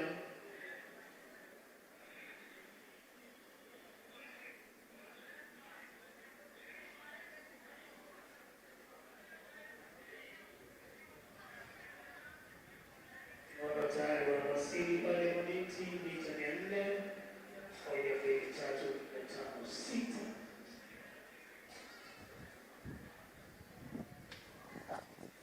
And we are now ready for the 400 meters. Women final.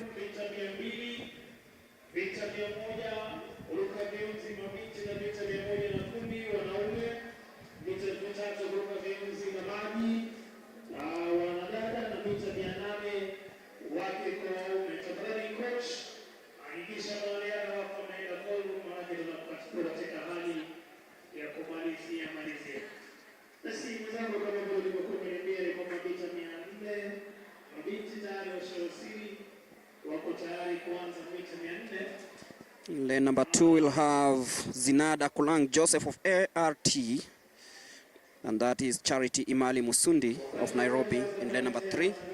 Lane number 4 missing, but in lane number 5 we'll have Dina Anyango Nyawanda. In lane number 6 we'll have Marion Chepchumba. In lane number 7 we'll have Faith Salome Paul of Makueni in Dumbi, and Faith Kemunto Onserio of Ryoga Secondary School Training Camp will be running in lane number 8.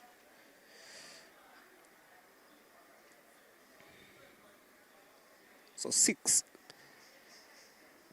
athletes in the 400 meters women final. 55.40 is the time they need to beat.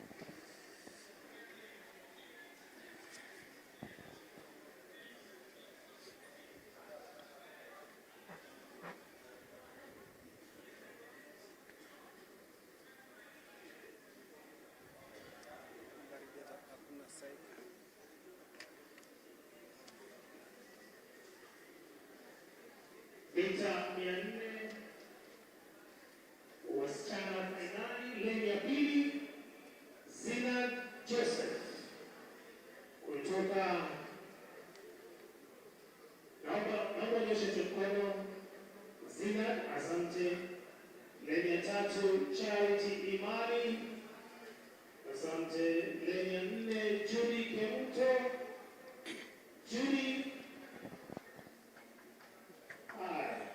Zina Dakulang in lane number 2, Charity Imali in lane number 3, Dina Anyango, Faith Salome and Faith Kemunto on Serio.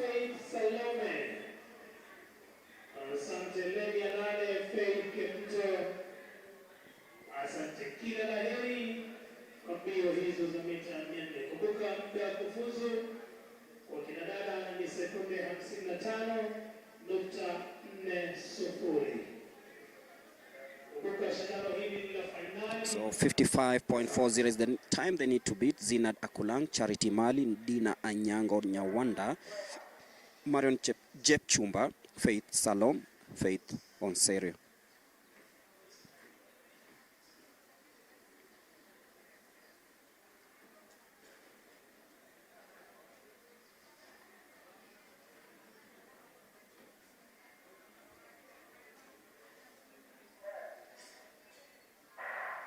And off they go. Watch out for Dina Anyango Nyawanda of Nairobi in lane number 5, coming out really nicely, but Marion Jepchumba of Central Rift, Ngechei Camp, steaming out really, really well as they head to the 200. Faith Kemunto also deciding to take matters into her own hands. She's in lane number 8. They're slowing down her coming into the home stretch, but that is Marion Jepchumba now taking the lead for the first time. But then Faith Kemunto decides this is my race. It is between Marion and Faith. Marion staggering towards the finishing line. Will she make it 55 points? Just about. 56.25. Remember, the qualification standard time was 55.40, but then she just staggered towards the end of this race. Marion Jepchumba, born on 15th of September 2007 and representing Ngechei Camp, the winner of the 400 meters women.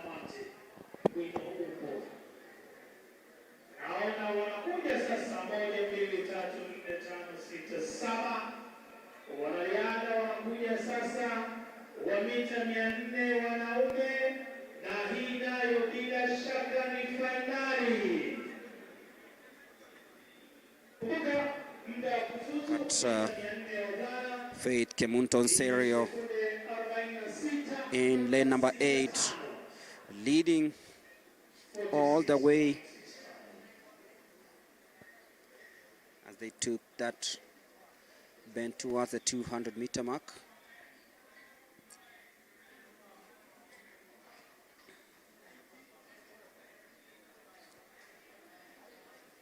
And then came Marion Jepchumba.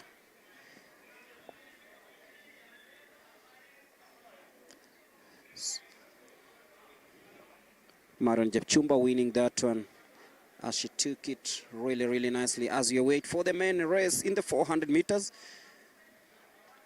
Well, we have 7 athletes in this one. But that's the 400 meters women final. 56.25, unofficial time, of course. Time posted by Marion Jepchumba.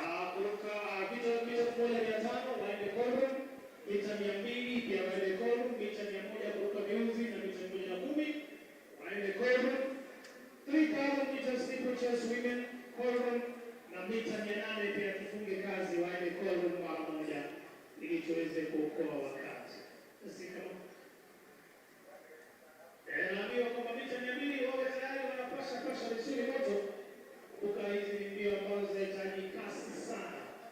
Na hali ya anga vile ilivyo lazima kwa mambo yao yatakuwa yameshika moto ili tuweze So for the 400 meters men, in lane number 1 we'll have James Lomoy Lochaluka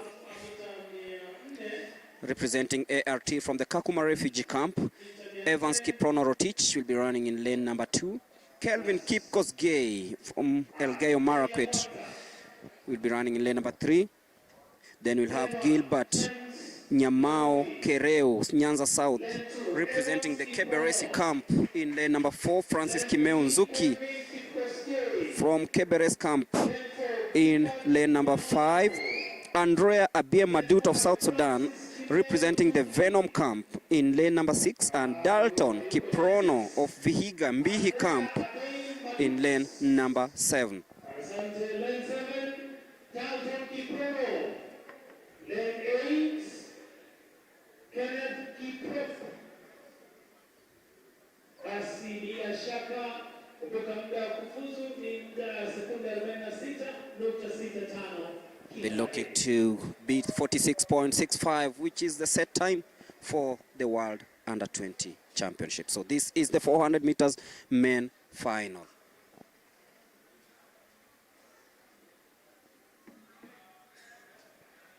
On this cold and chilly afternoon here in Nairobi.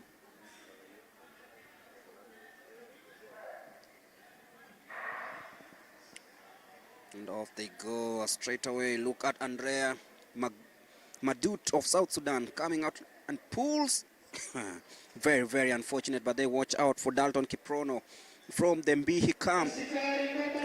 Andrea Abie Madut also trying really hard in lane number 7. It is still a very, very close one. Kelvin Kipkosgei is still there. And of course, Evans Kiprono Rotich.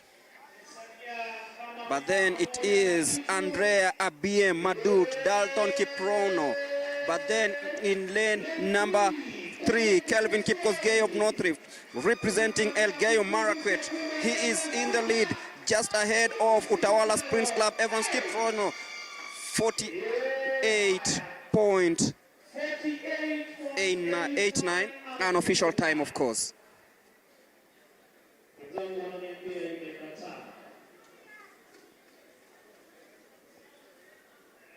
Ambao hawajathibitishwa hadi sasa wameweza kukimbia sekunde 48.89.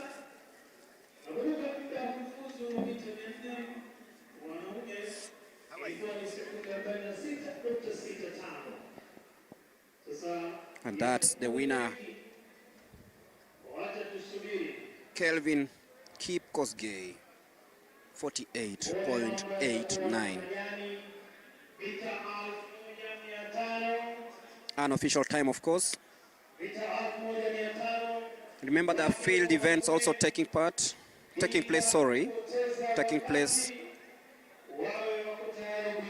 We'll be giving you the results, but also coming up is the 1,500 meters. 14 athletes,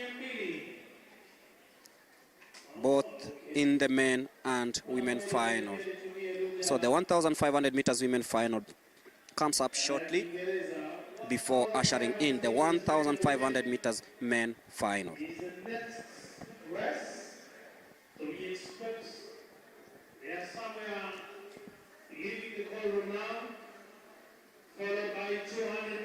And of course, as we wait for the 1,500 meters final, that is a women's final. And as I was saying, Mulemi, if you see these athletes, the sprinters, we are still talking about sprinting. We have, if you see, they started so well, but coming to in home stretch 100 meters, they are still struggling. And I think this is what maybe what the coaches need to work on moving forward, because we really need to get there. We really need to have representation in sprinting. You remember Sylvia Chelangat, she was doing 400 meters. Sylvia now is a student, she managed to get a scholarship. She's a student in the USA. She got that through doing well in this event. Of course, that was in the World Under-20 in 2021. She really performed so well and managed to get a chance to get a school, and she's been running very well of late. Recently, they had the NCAA championships in USA, in Oregon, actually. And she was doing also relay championships. She was running in the relay. And I think this is where this is their launching pad. This is where they are able to get a chance and show the world that we are also there. And that's why I was saying, these kids in 2028, those who are studying in the US through the scholarship program, these are the athletes who will be able to represent Kenya in the 2028 Olympic Games in Los Angeles. Because remember, it will be happening where they are. And training in US compared to back at home, US has better facilities. So it's good because we are seeing they have talent, and coaches need to do just the right thing so that they can be able to get that chance, especially for the sprinters. Because the few seconds that they are missing is really important for them. And recovering the few seconds lost means that better preparations, better facilities, and of course better planning. And I can see already the youth director, Athletics Kenya, Mr. Barnaba Korir, has done really well to ensure that the transition is smooth, the planning is better, and of course the athletes get better preparations ahead of the future events. And some of these athletes, I'm sure, will be participating in Tokyo in 2025, by the way, as they gear up for the next Olympic Games that will be held in North America. But first of all, they have to make sure that they do the right thing. That's the lineup for the 1,500 meters women final, where we have the likes of Faith Chepchumba, Aileen Chepkoech, Simon Basilio Ikanga from the Kakuma refugee camp, Miriam Chemutai Kibet, Abigail Chemnagei, Mary Nyaboke, there is Hazel Jepto, Sheila Jebet, Faith Mwende Kialo, Lina Chebet Bungei, there is Jody Kemunto of South Rift from the Tiloa camp, Mercy Chelimo Sirikiet of Bungoma Signal Training Camp, and Yvonne Chepkemoi from Leriswa, Kericho in Lesaps. 3.5 laps of this one. Of course, this is a race that Kenya has dominated over the years, with the world record still home with Faith Kipyegon, who recently showed us what she's still capable of doing during the trials for the Olympics. But this is the 1,500 meters women final, 14 athletes. Let's see who gets to Peru. 4 minutes, 27.60 is the set time.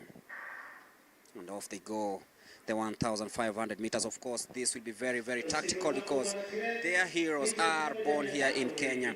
The people they watch are, of course, the people that also mentor them in training. And you look at how they've always done over the years. It is something that brings joy to all the Kenyans who are watching this. So if you're coming to NYAYO Stadium, welcome. And if you're watching from home, this is the 1,500 meters women final, 14 athletes. Let's see who beats the time. 4 minutes, 27.60 is the standard set time.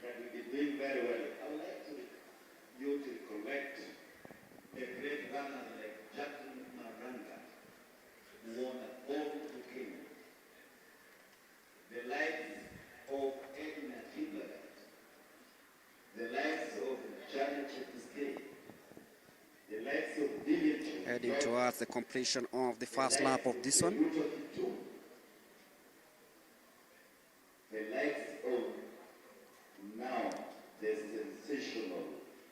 The 1,500 meters. Of course, we begin with the men, the women, then the men.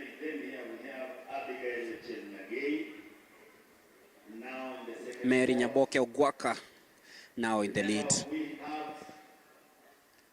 Her long strides. Ogwaka from Nyanza South, from Keberesi, which has so many athletes coming into these trials for the World Under 20.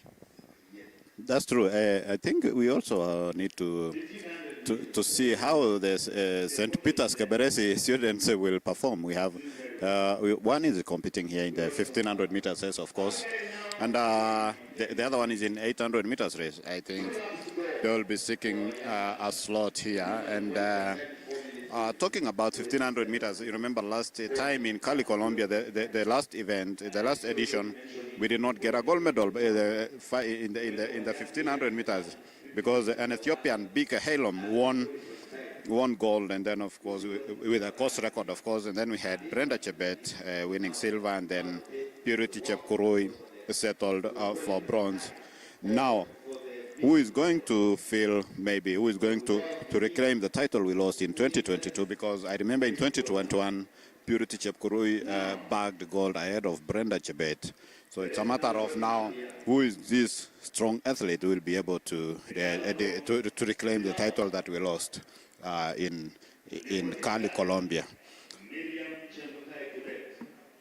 2 laps to go in the 1,500 meters, of course. Kenyans aiming to reclaim gold in this event.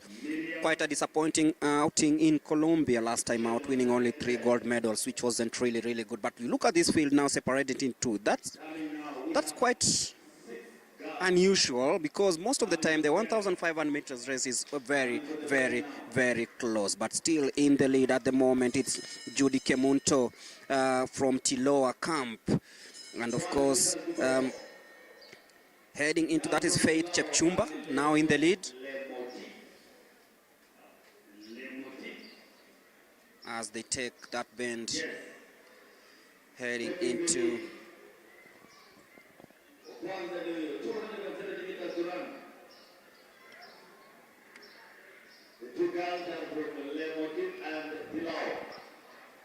that is Sheila Chebet, now taking the front.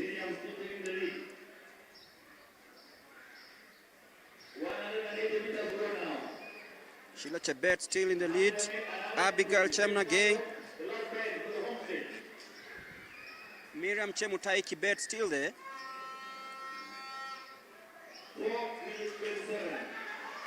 So Mary Nyaboke trying to steam from the front, but then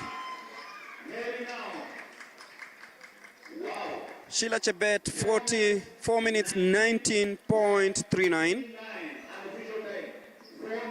Sheila Chebet from the Rosa Club.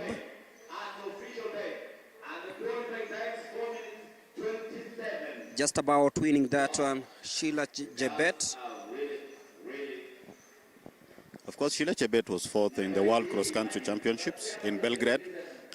She emerged 4th in the junior category. Actually, it was a clean sweep for the Ethiopians, but this is the first Kenyan who came in 4th now. And I think that cross-country event, as many athletes have termed it, that cross-country helps them as a build-up. And seeing the way she was running today, of course, she started from behind, and then, of course, started following the athletes before leading and taking control of the race. And I think going forward, she needs to work on her finishing speed so that he can be able to match the Ethiopians, and we can reclaim our title in Paris, in Peru. Sheila Chebet, of course, showing resilience, showing the kind of endurance needed, shrugging off Mary Nyaboke Ogwaka, who tried to come from the outside.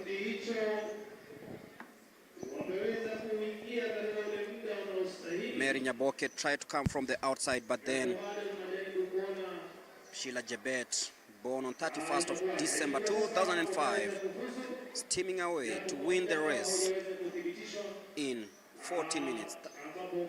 4 minutes, 19.39 seconds. And I'll be handing you over to Charity, who'll be speaking to the ones who finished in the podium.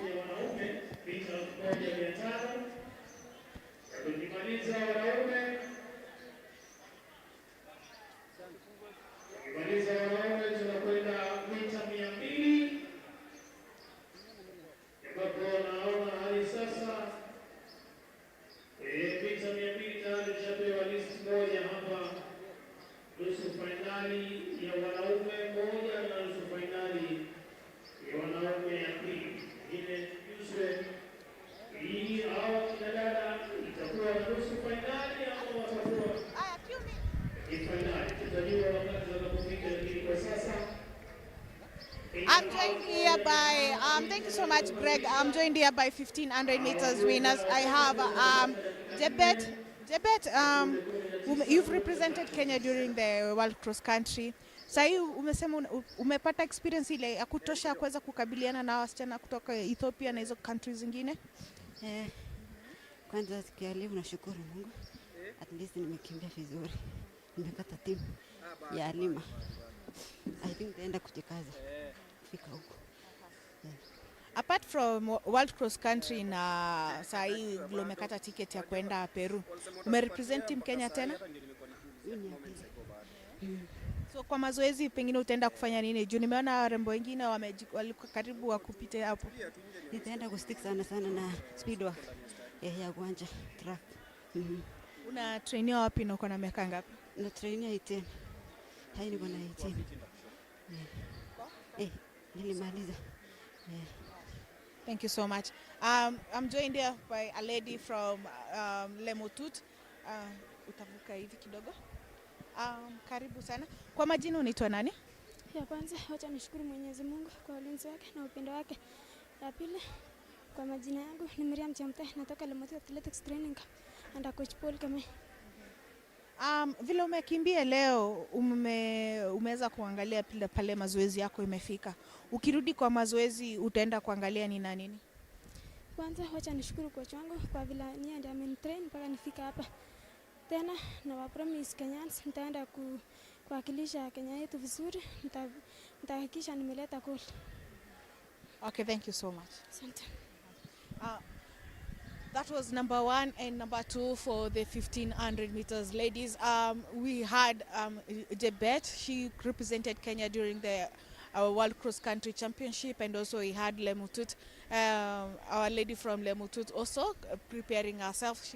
They're saying they are hoping that they'll be able to retain the 50. They are going to capture and maintain the 1500 meter title.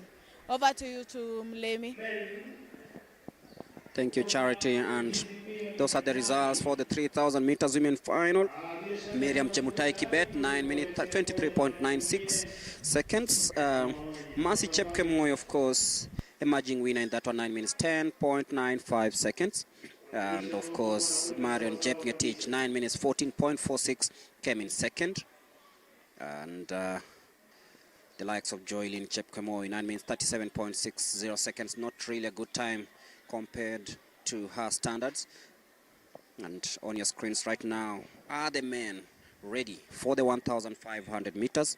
Emmanuel Kipngetich Yegon, Cosmas Maniga Orenge from Kiandege, Dennis Kiprop Kiplagat, Nelson Mapi Setek, Collins Kibiwot, Nelson Simiren, Abel Kipiator Kiprono, Jospat Sang, William Komen Kimosop, Penina Gikundi, Edwin Elkana Sanuta, Justice Kipkoech, and Ezekiel Kipkorir.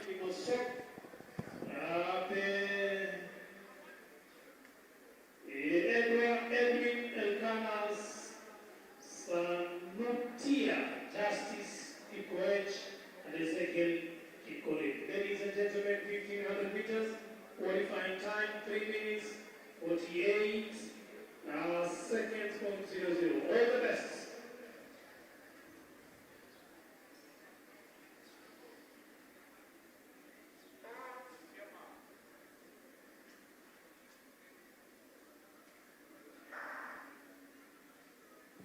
Off they go, aiming to make it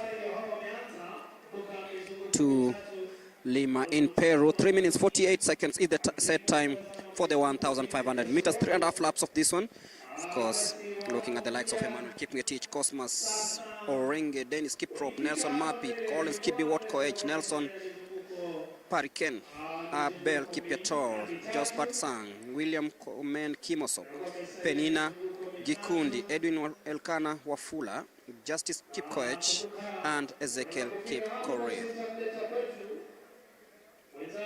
As Emmanuel Kipngetich Yegon as they head towards the first, completing the first lap.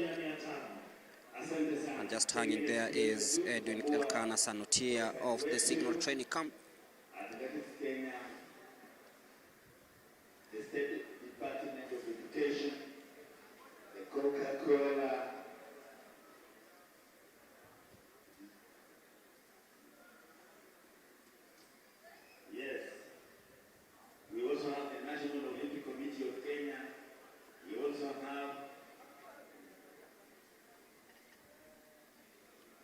Nelson Mapi Senek. That leading pack now.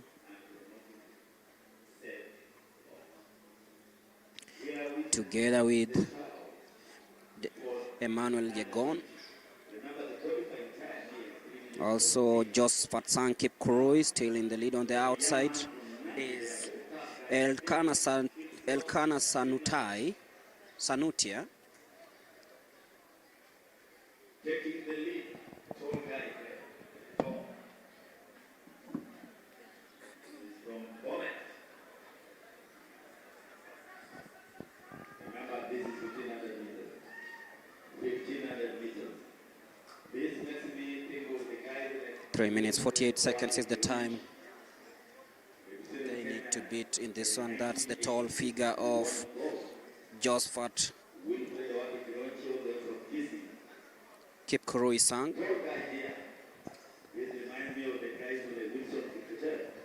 With 1.5 laps to go. Justice Koech currently in second place, but they look really strong as they hit the bar.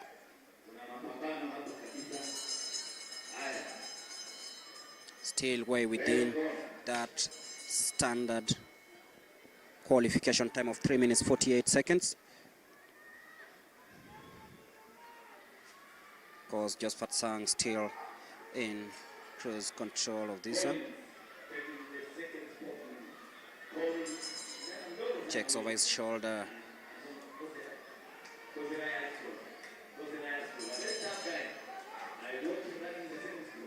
Collins Kibiwot Koech taking over things from Josephat Sang. Also coming in second place is Nelson Mapi Setek, but then Josephat Sang says that I also got this.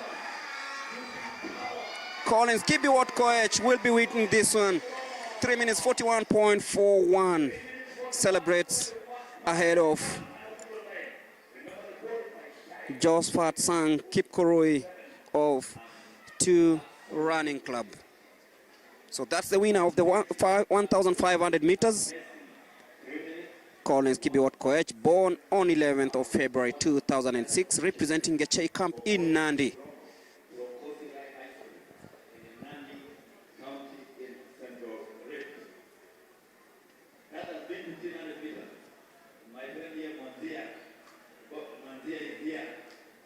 watching from the periphery, and it is really there and that case. Montia, uko sawa, Monique naona watu wa Coast na Kambani, you people, maneno ya hii anga Mungu kweli sana. Kule Kibale tunajua mahindi na maziwa na ndio na tunazungumza yetu ya huko. Haya, kwa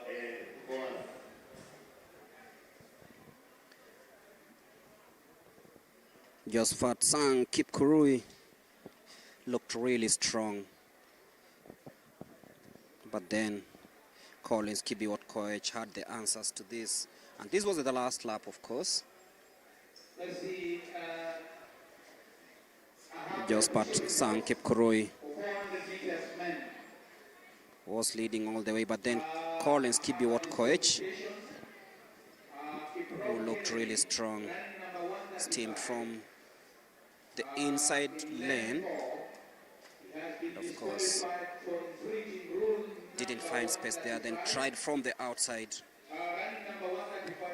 breaking down the neck of Josephat, 17.2.3 at 12:31 p.m. who was really comfortable in the first 2.5 laps, but then Collins Koech showing that resilience and the best way of finishing a 1,500 meter race. Look at how strong he looked, look at the confidence, look at how determined he was and focused heading into the tape.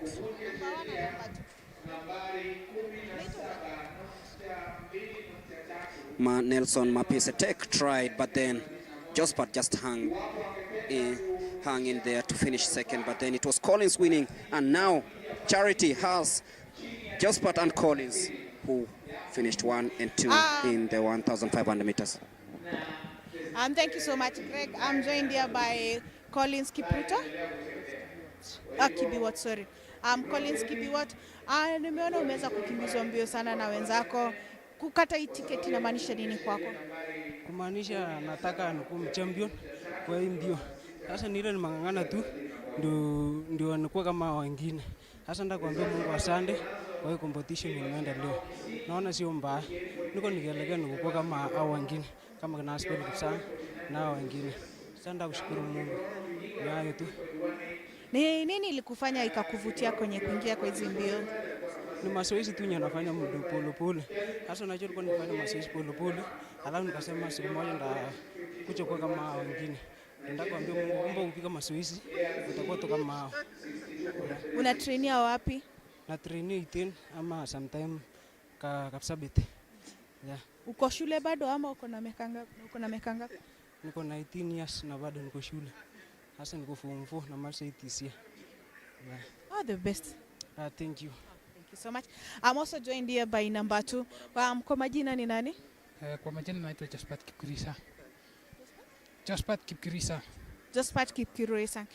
Josphat Kipkirui uliweza kukimbia during the national championships na saa hii umeweza kukata ticket ya kuingia World Under 20. Umekuwa ukijitayarisha vipi? Nilikuwa nimejitayarisha Under 20 vizuri. Nilikuwa najua ni competitive.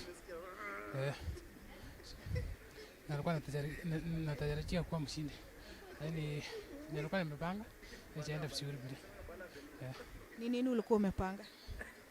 Nilikuwa nimepanga hiyo tabia ya mwisho. Nishadroga kwa line hiyo kumbe nilikuwa nasikia mguu kama imechama. Sikuelewa. Nitegemea watatea. Yeah. Na vile sasa uko na miaka ngapi na pengine unafanyia mazoezi wapi na unasomea wapi? Na miaka 17. Nafanya mazoezi kabisa. Nilimaliza shule last year huko Kitale. Yeah, Anderson High School. Yeah. Thank you so much and congrats. Thank you. That was the number 1 and number 2 for the 1500 meters. We had Collins and also we had Kipkirui finishing first and second, and they are happy that they've already made it for Team Kenya. And for the number 2, Kirui is saying that the rest, although didn't make it as he had planned, he's hoping that he'll be able to translate his mistakes or his challenges for today and be able to bring a medal home at Peru. Over to you, Mulemi. Thank you, Charity. And now we're ready for the 200 meters.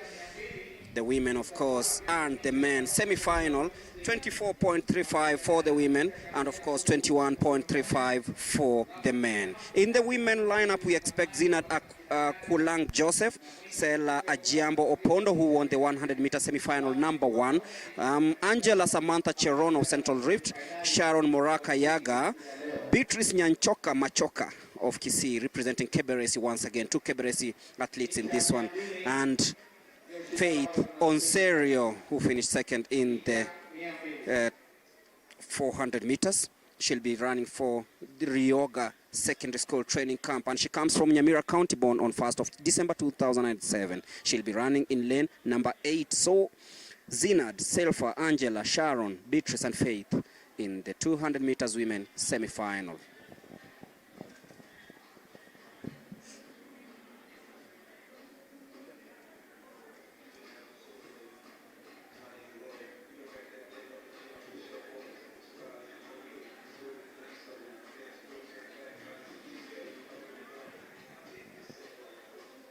That's Faith Onserio. They're being led out of the car room.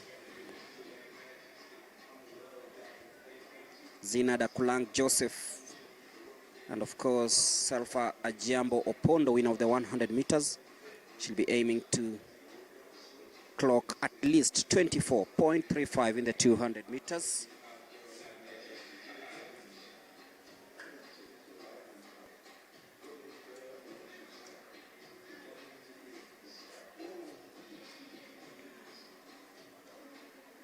And in lane number 3 we'll have, that is Akulong. In lane number 6 we'll have Sharon Moraka Yaga.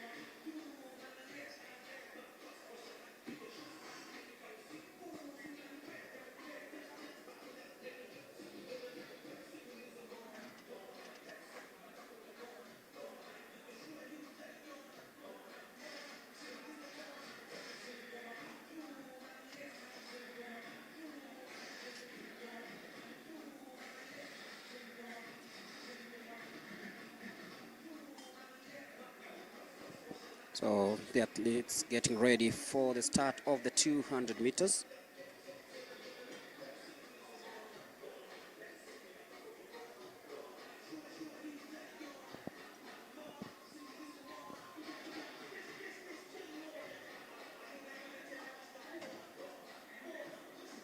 It is the semi-final.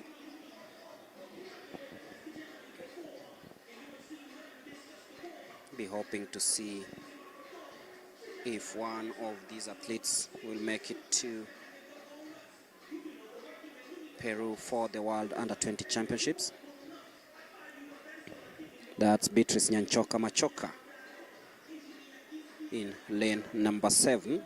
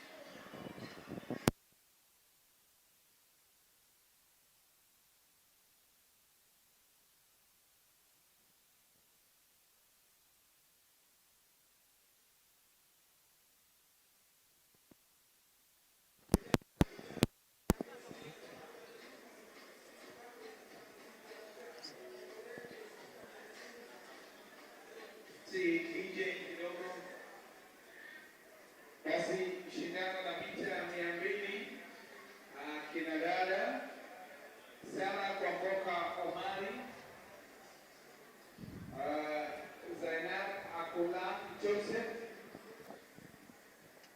Salma Ajango Okondo, Angela Samandra Cherono, Sharon Mora Kayaga, Beatrice Nyanchoka Machoka na Faith Kimuto Onsario ndio wanashiriki katika mbio hizo za mita 200 fainali kwa upande wa kinadada.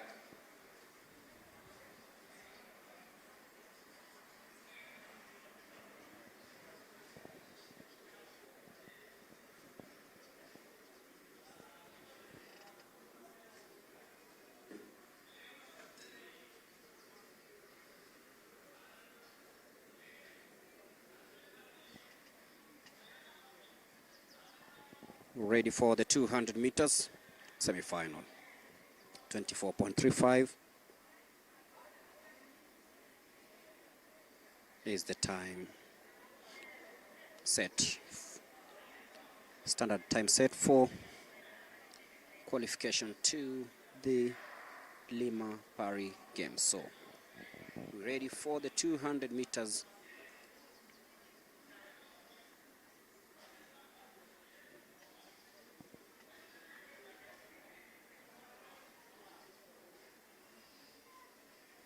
As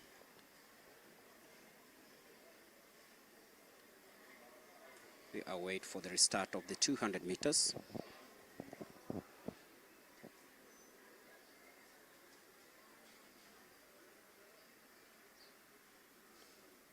That's what happened previously. And the athletes had to be recalled. And now they are ready for take 2 in these 200 meters. And off they go nicely. Watch out for Sharon Marakayaga once again, taking that bend nicely. Selfina Jembo Opondo struggling just a little bit, but then it is Sharon Marakayaga and Beatrice Nyanchoka Machoka. Beatrice Nyanchoka, 25.67, just finishes ahead of her Keberesi compatriot of Sharon Marakayaga. So it's Nyanza South 1, Nyanza South 2 in the 200 meters women's semi-final.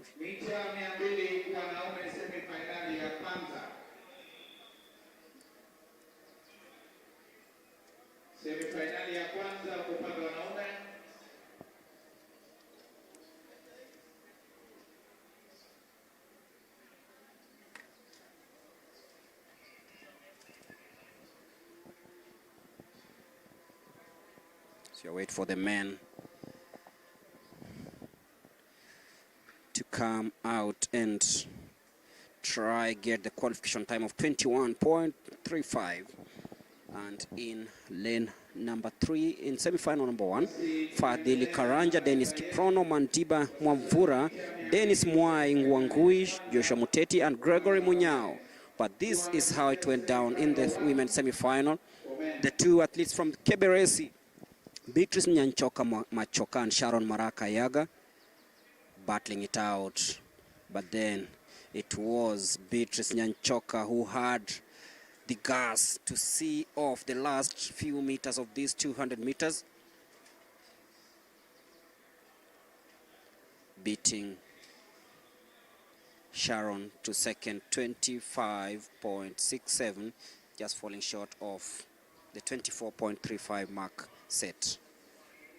And now to the men's event. Yeah, of course, we are now getting into the first semi-final in the 200 meters men's event, where we have Fadhili Karanja, Dennis Kiprono. Fadhili comes from Nairobi, Dennis Kiprono from Sinonin camp. Someone told me to watch out at that name of Dennis Kiprono from Sinonin camp. Then we have Mandipa Isha Mwamura from Zimbabwe, Dennis Mwai Wangoi from Nyeri, and then Joshua Muteti and Gregory Munyao, both from Machakos. As we wait for them to start, and we have seen today upcoming talents. That is, remember we had about 45 camps that were initiated by the Ministry of Sports in conjunction with the Federation Athletics Kenya across the country, where we also, at least this time around, we had a camp in Lodwar. I'll be very interested to see if they will have athletes from Turkana. And then, of course, we had some other camps introduced, like Busia. Now we have Fadhili Karanja in lane 3, Dennis Kiprono lane 4, Mandipa Isha Mwambura lane 5, Dennis Mwangui lane 6, Joshua Muteti lane 7, and Gregory Munyao in lane 8. So as I was saying, as we wait for them to start, is that we had about 45 camps, and these camps actually has been a good grassroots, I can say, a grassroots level, where we get a new talent coming up, where an athlete identify, or she identifies himself that he or she can be able to run, and that is when now we were able to get a top cream of athletes competing here today. And of course, we've seen how the sprinters are performing here. They are missing narrowly on the qualification marks. And of course, the 200 meters men, they have to qualify in 21:35.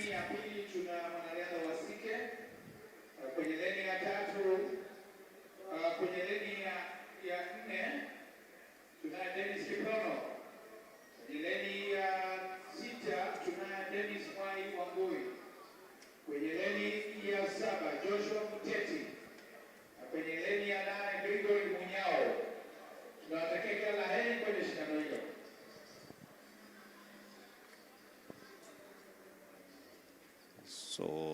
let's wait and see how these athletes will compete and get to know who will qualify for the finals tomorrow.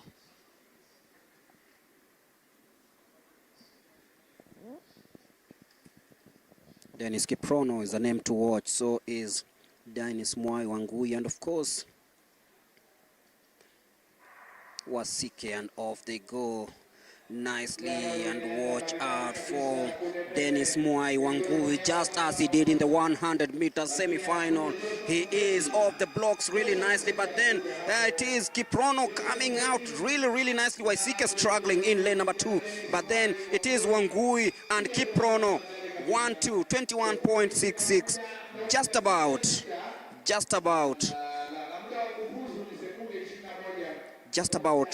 missing out. But remember, this is the semi-final.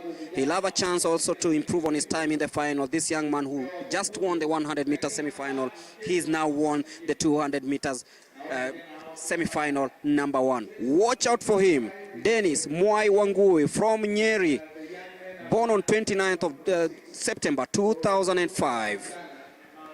And of course, Dennis, as I said, he trains in Baringo, Eldama Ravine. It's really interesting to get a sprinter all the way from Eldama Ravine. It's an high altitude area, and we have no good facilities for these sprinters. Now running in a Maram track in sprinting, he must be a very good athlete. As you can see, he was leading in the last 100 meters, as you can see here. And he was comfortable, which means if he runs well in the finals, he will be able to lower the few milliseconds that he missed today to qualify for this event. So I think maybe they will be talking with his coach, of course, and plan how to maybe attack this race tomorrow. Of course, the two, Dennis Kiprono winning the 200 meters and Dennis Mwai Wangui finishing in second.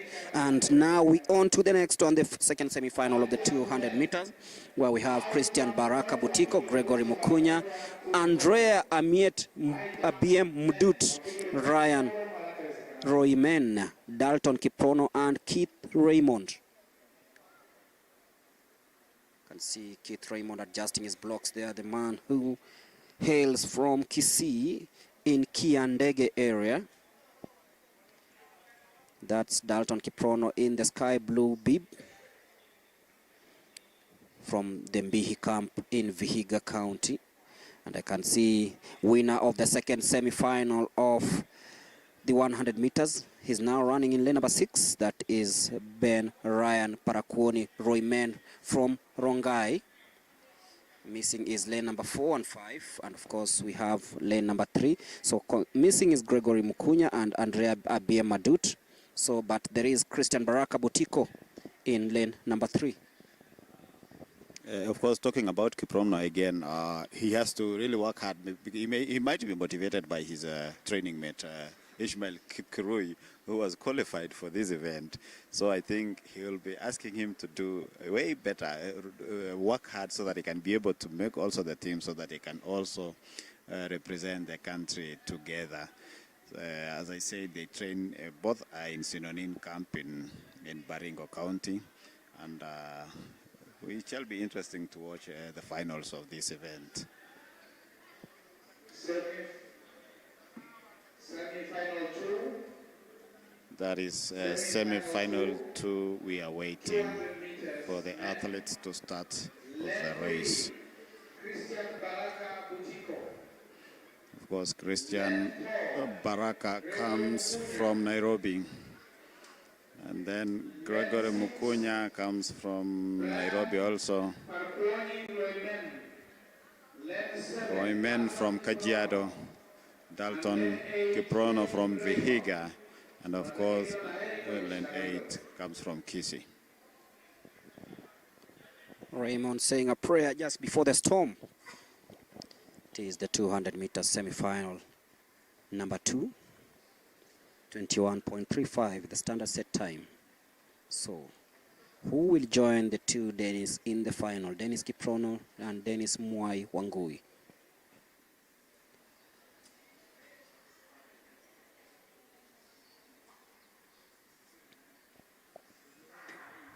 And this time round they get off the blocks nicely. And look out for Ben Ryan Royman from Guy.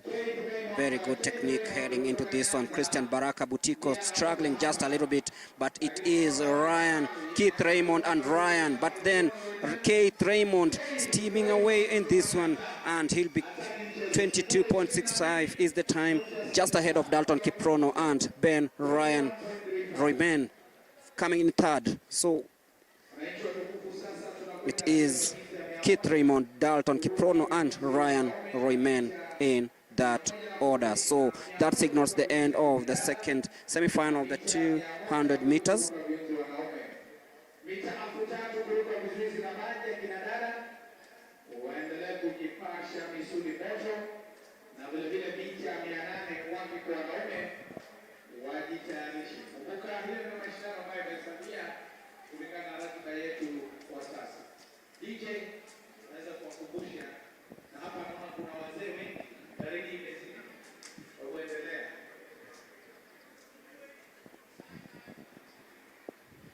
And Greg, remember these athletes, it was a short notice, of course, from the governing body, World Athletics, that all the entries were to be made by June 30th. And all those who are competing here today, of course, they have, you have to have a traveling document, that is passports, for that, so that they can be able to process a visa for you to Peru.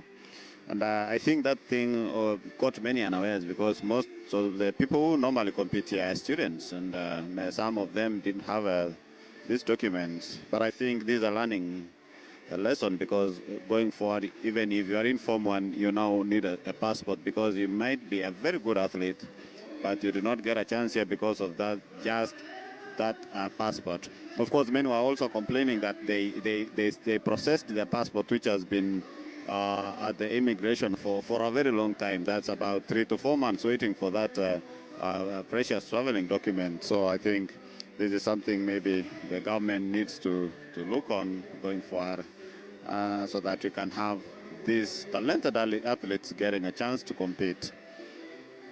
Traveling document is, of course, is very important. And I would also urge those who are thinking they want to be athletes that you start processing it early, so that you cannot be cut off from these precious events, because this is where you launch your talent. We have good athletes who need just small guidance, and they'll be able to do the right thing. So as we wait for the next event, of course, a recap of what has happened. Maybe we were talking to, they were talking to the athlete who won 1500 meters, Collins Kibet. Collins Kibet, a student in Kosrai High School, a Form 4 student, and here he was saying that he really feels so happy to have won the race, and he knows that he is going to represent Kenya. He's going to represent Kenya while when it comes to competing internationally, where he also wants to win gold and represent Kenya in that in various other events. And of course his goal is to compete one day in the Olympic Games, because he has seen talent pays, but of course he has to finish Form 4 fast. So going forward, I don't know if we will have someone representing Kenya in the 200 meters finals tomorrow. It's a tall order for the sprinters here, but I think they have what it takes. They have what it takes to really do well.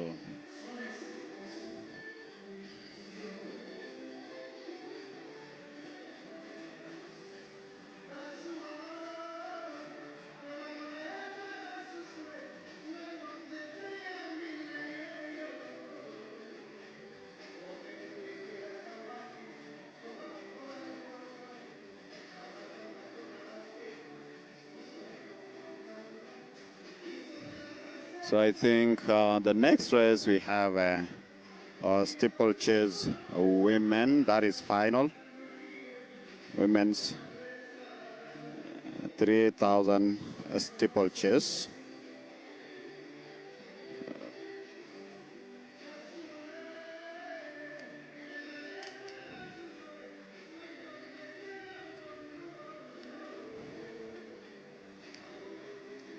And according to my list, 3,000 steeplechase women.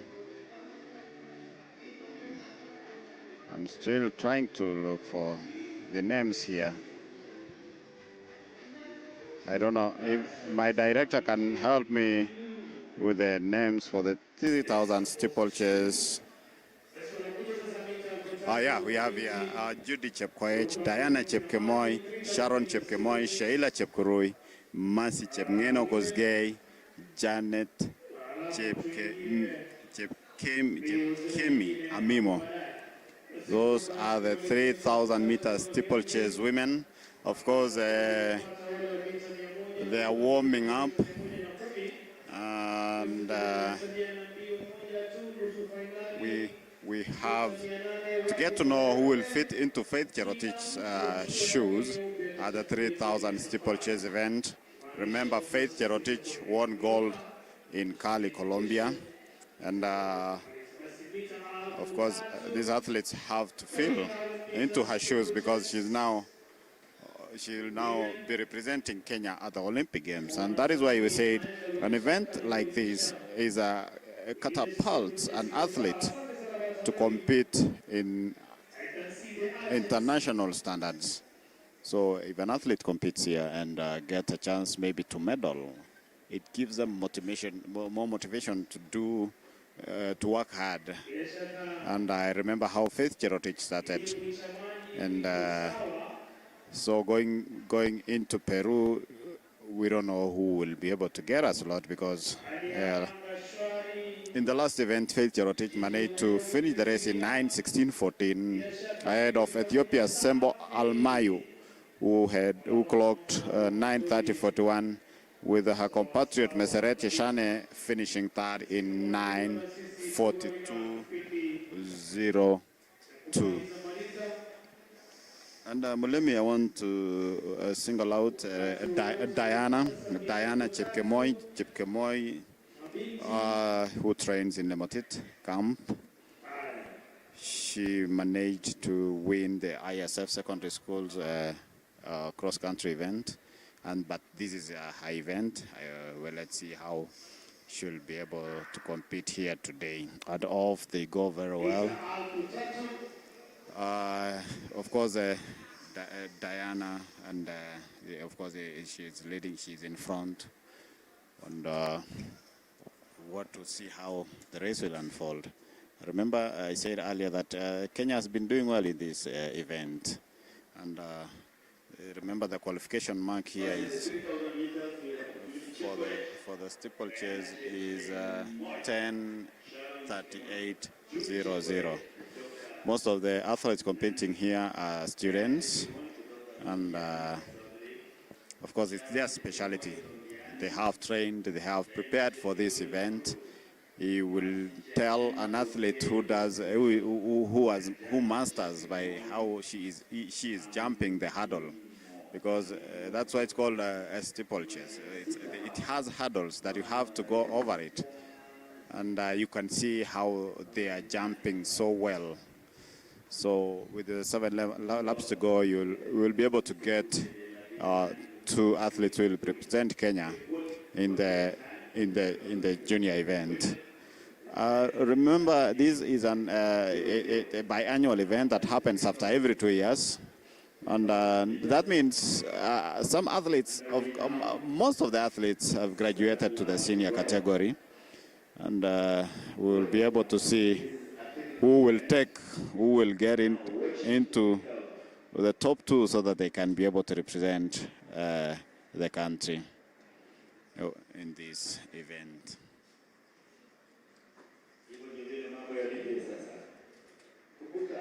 And of course,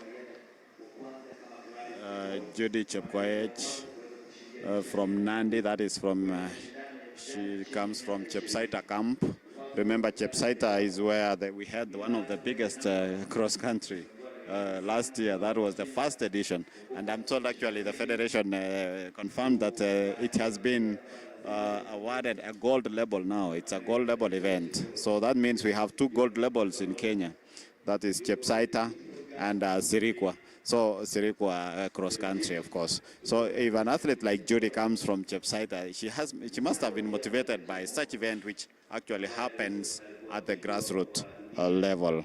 So, but of course, she's being followed closely by Diana Chepkemoi. Diana Chepkemoi, she made the team to the World Cross Country in Belgrade, but she did not proceed because there was an issue with the traveling documents. She did not get a visa on time to represent the country, and that I think made her to even do very well in the last month in the ISF cross country championships for the schools.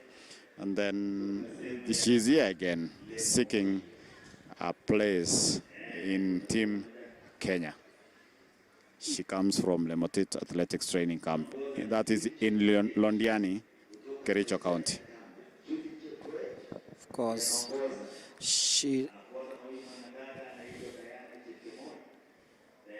is all about the tactics now. Still early, 5 laps to go in this steeplechase women final.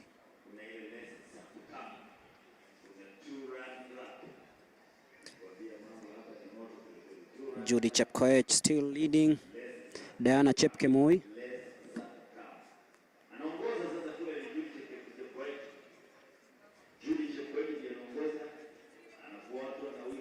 Remember, Judy comes from Nandi Chepsaita. And Diana from the Lemotit camp. 2 athletes from the Lemotit camp, Diana Chepkemoi and Sharon Chepkemoi.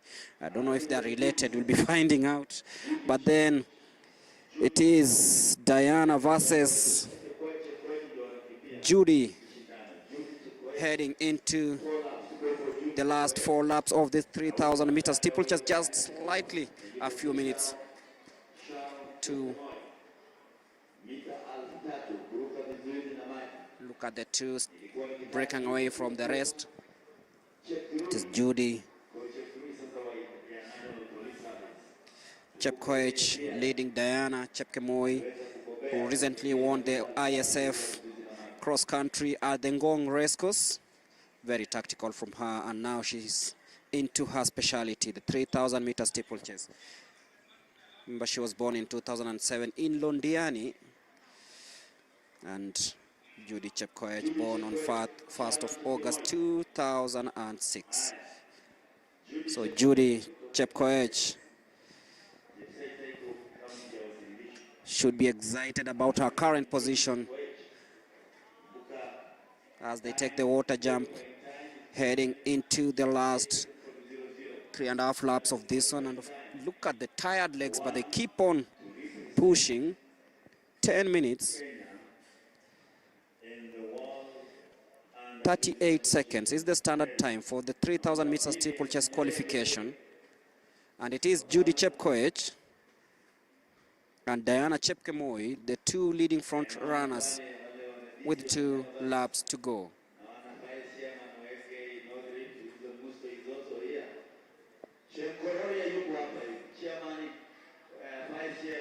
It's now a 2-person battle here.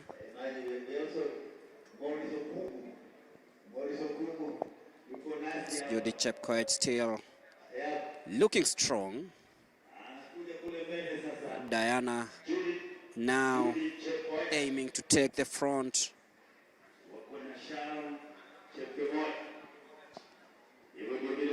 But then Judy decides to stay afloat, stay a few meters ahead, but then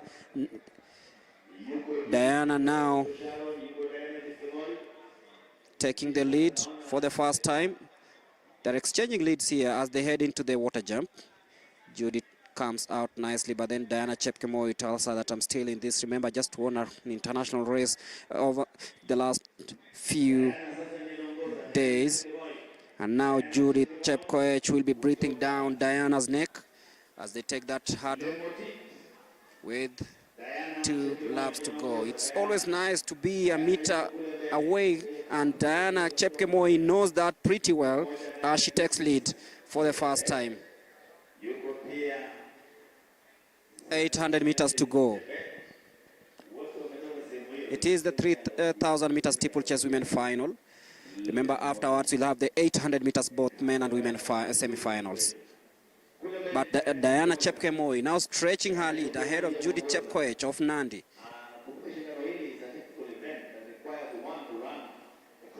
Diana Chepkemoi looks really strong. She is ready to conquer the world. Of course, she has a world crown ready in the ISF, World Cross Country.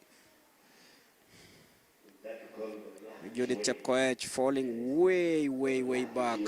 This will not be a difficult one for Chepkemoi if she keeps on running the way she is as she takes the second last water jump.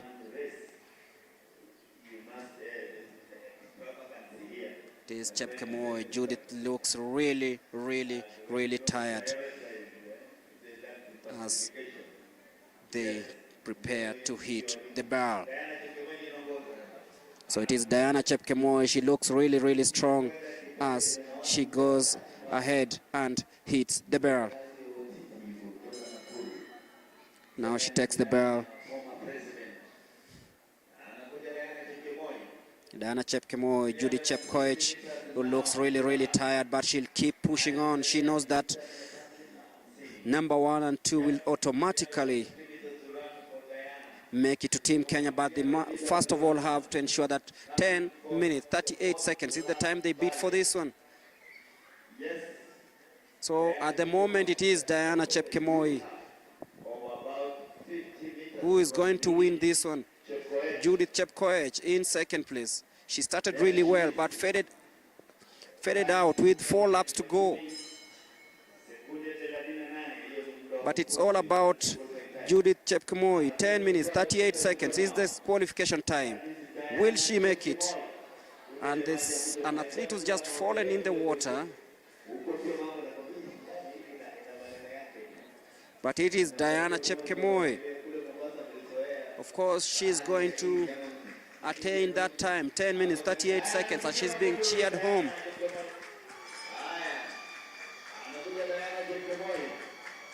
She recently won the ISF World Cross Country Championships in Gong, and now books a ticket to Lima, Peru. 9 minutes, 51.53 seconds. Diana Chepkemoi, winner of the 3,000 meters steeplechase.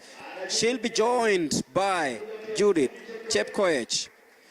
10 minutes, 5.98 seconds. So it is Diana and Judith Chepkoech win number 1 and 2 in the 3,000 meters steeplechase.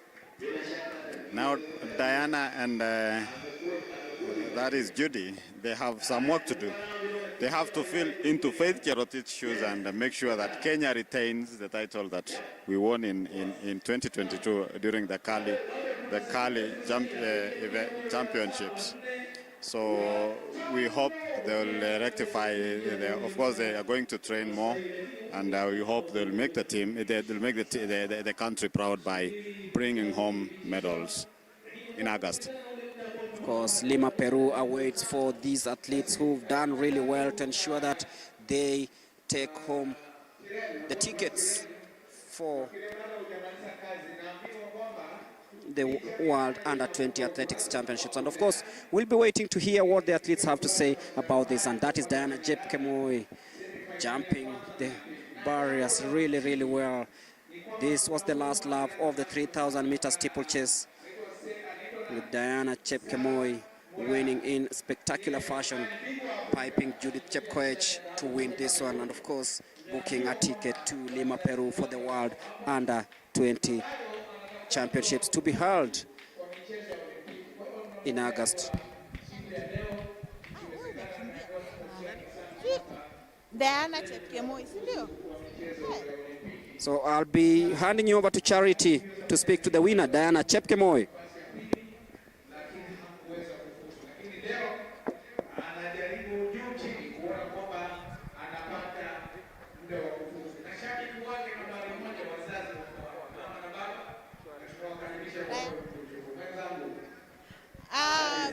Thank you so much, Greg. I'm joined here by Diana Chepkemoi. She's going to be defending her title in the 3,000 meter steeplechase. Diana, already ulikuwa umemaliza number 1 at ISF na 3,000 meter steeplechase for the last World Under 20. So saa hii umejipanga aje kuensure that ume retain your title? Kwanza acha nishukuru Mwenyezi Mungu kwa sababu amenilinda hadi nikamaliza mbio. Ya pili mimi ni Diana Chepkemoi kutoka Lemoti Athletics Training Camp under coach Paul Leme. Nashukuru sana wenzangu kwa sababu tumekuwa na timu kwa mazoezi. Naambia tu asante na coach wangu naambia asante kwa sababu amenipea program yenye imeshikana na mwili wangu. Nashukuru sana yeye na NYAYO kukata timu naambia wasiliu kwa sababu cross country imefikia.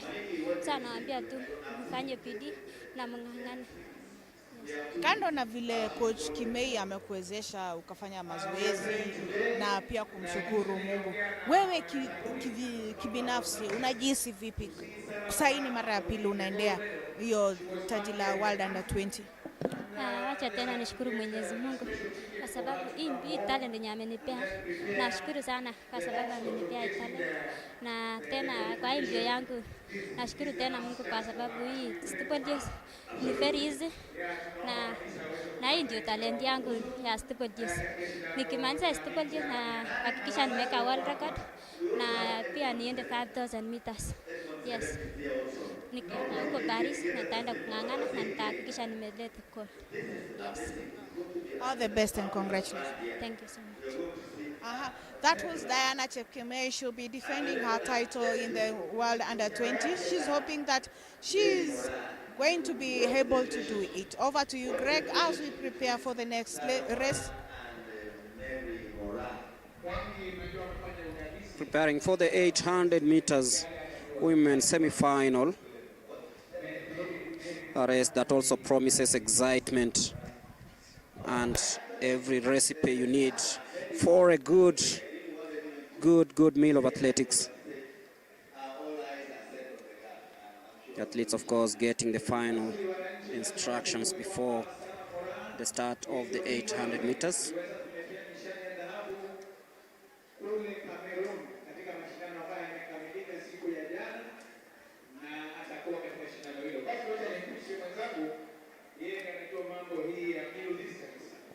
Samuel Alice Ilam, Brenda Chelanga, Dorcas Chepkemoi, Vivian Cherotich, Daisy Chepngetich Ruto, Sarah Mora, and Mercy Chelimo Siriket.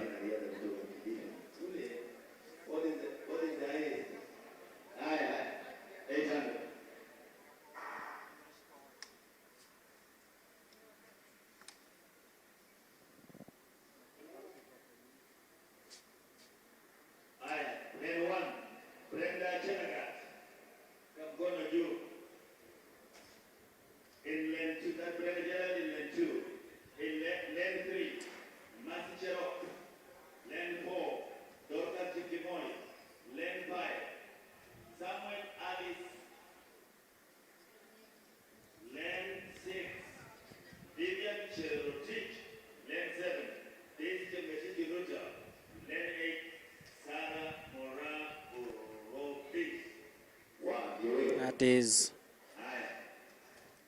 the younger Mora, straight from Douala, and still seeking to attain the qualification standard time for the Olympics.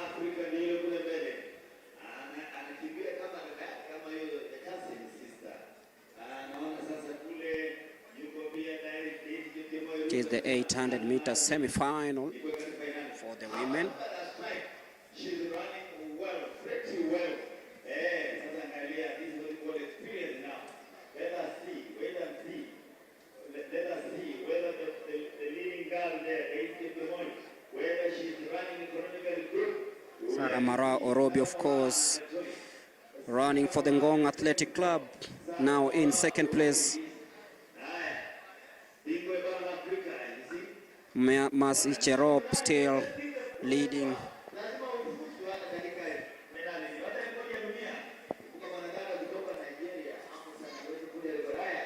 As they hit the bell, 58 seconds. Good time there, and Sarah Mora decides to hit the front for the first time ahead of Mercy Cherop. And off she goes. She's still fresh from the Douala exploit, and Sarah Mora will be cheered on as she seeks to attain that qualification time for the Olympics. Remember, she finished third in the national championships in the Olympics trials just a couple of days ago, just under 10 days ago, to be precise. And there she goes, heading into the 150. She wants to emulate her sister. This is Sarah Mora Orobi, born on 26th of October 2005. She's being cheered on. Remember, in the first lap, she clocked 58 seconds. Will she come closer to what her sister has done? She looks to be in very good form, Sarah Morar. But remember, there is a final tomorrow of the 800 meters. But it is all about Sarah Morar winning the first semi-final, 2 minutes, 2.01 seconds. So well within qualification time.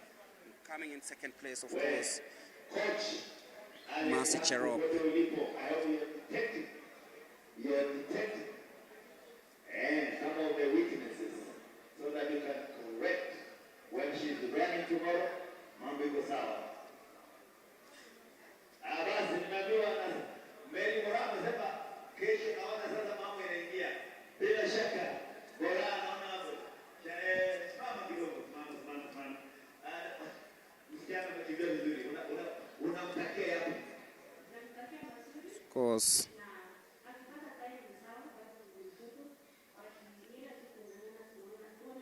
In the second semi-final, we'll have Amos Kipkem, we'll have Dorika Minsari Aiso of Keberesi, Miriam Chemtai, Rosemary Lokwom, Longisa, Jody Kemunto, and Mercy Chalimo Siriket. But that's how it went, with Mercy Cherop leading the way. But then look at how strong Sarah Mora is.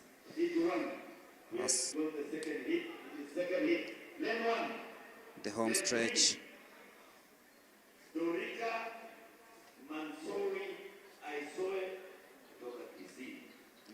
And that is Sarah Mora stamping authority in the first semi-final of the 800 meters.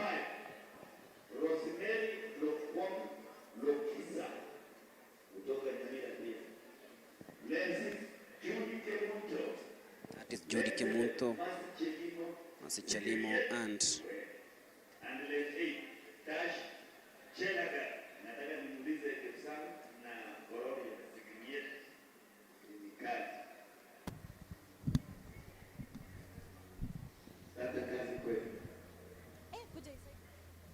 Rosemary Lokwom Longisa of Nyandarua in lane number 3. Dorika Minsari, Miriam Chemtai, Judy Kemunto, Mercy Chalimo Sikiriet, and Desha Chelangat. But we can actually hear some of the views that she has, Sarah Mora, straight from Douala to Nairobi. Over to you, Charity.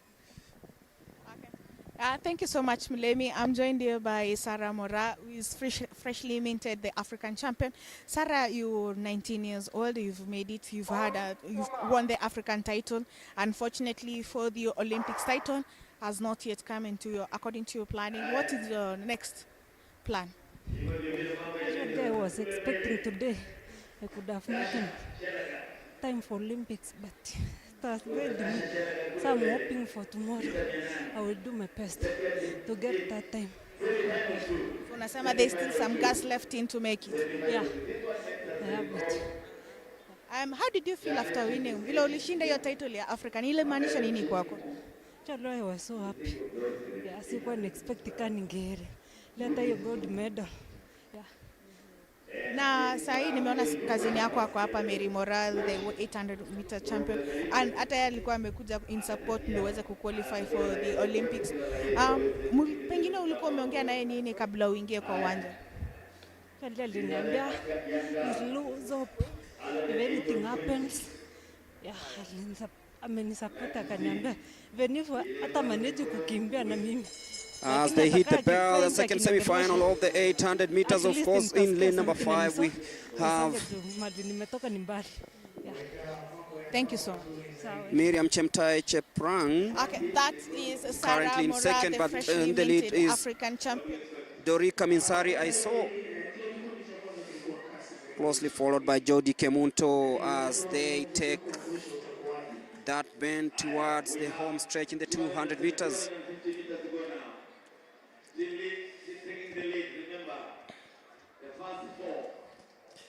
Rosemary Lokomlongisa now in second. Mercy Chalimo Sikiriet.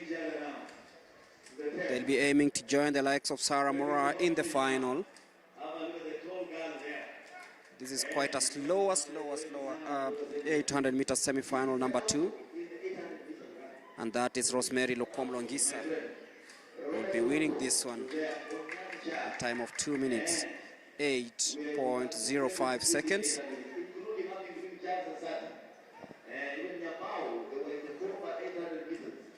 Judy Kemunto.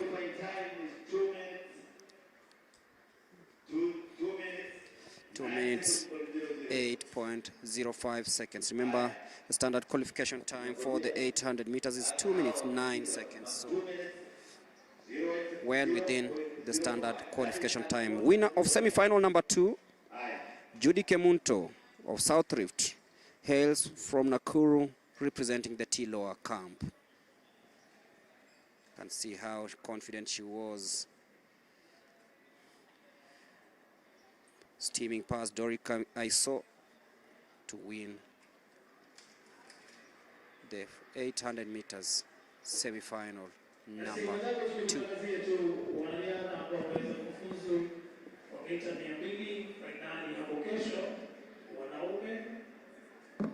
Finalists for 200 meters tomorrow.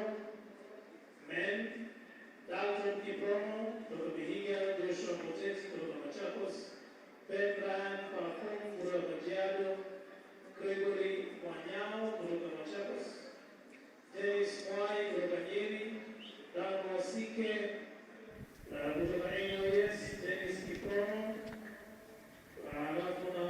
Kate Ryan. I'm joined here by Judy Kemunto, the winner for the second 800 meter semi-final. Judy, una train wapi na ulikuwa umejitayarisha vipi? Na trainia kambi ya Tela camp, napatikana Nakuru County. Napatikana Nakuru County. Na ukikuja kwa mbio, nini ulikuwa umejipanga kivipi? Nilikuwa nataka tu ni win na niweke best time yangu. Nikuwe kama Mora. Nini ilikuvutia kwenye mbio za 800 meters? Mwenye alinivutia tu ni Mora na Sara. All the best. Thank you. That is Judy Kemunto. She's saying that she was inspired to compete in the 800 meters by Mary Mora, the 800 meter world champion, and she's saying that she's hoping that tomorrow she'll also be able to make it for the team Kenya. Over to you, Greg, as we move on to the next race. Of course, the next race will be here tomorrow, starting very early in the morning.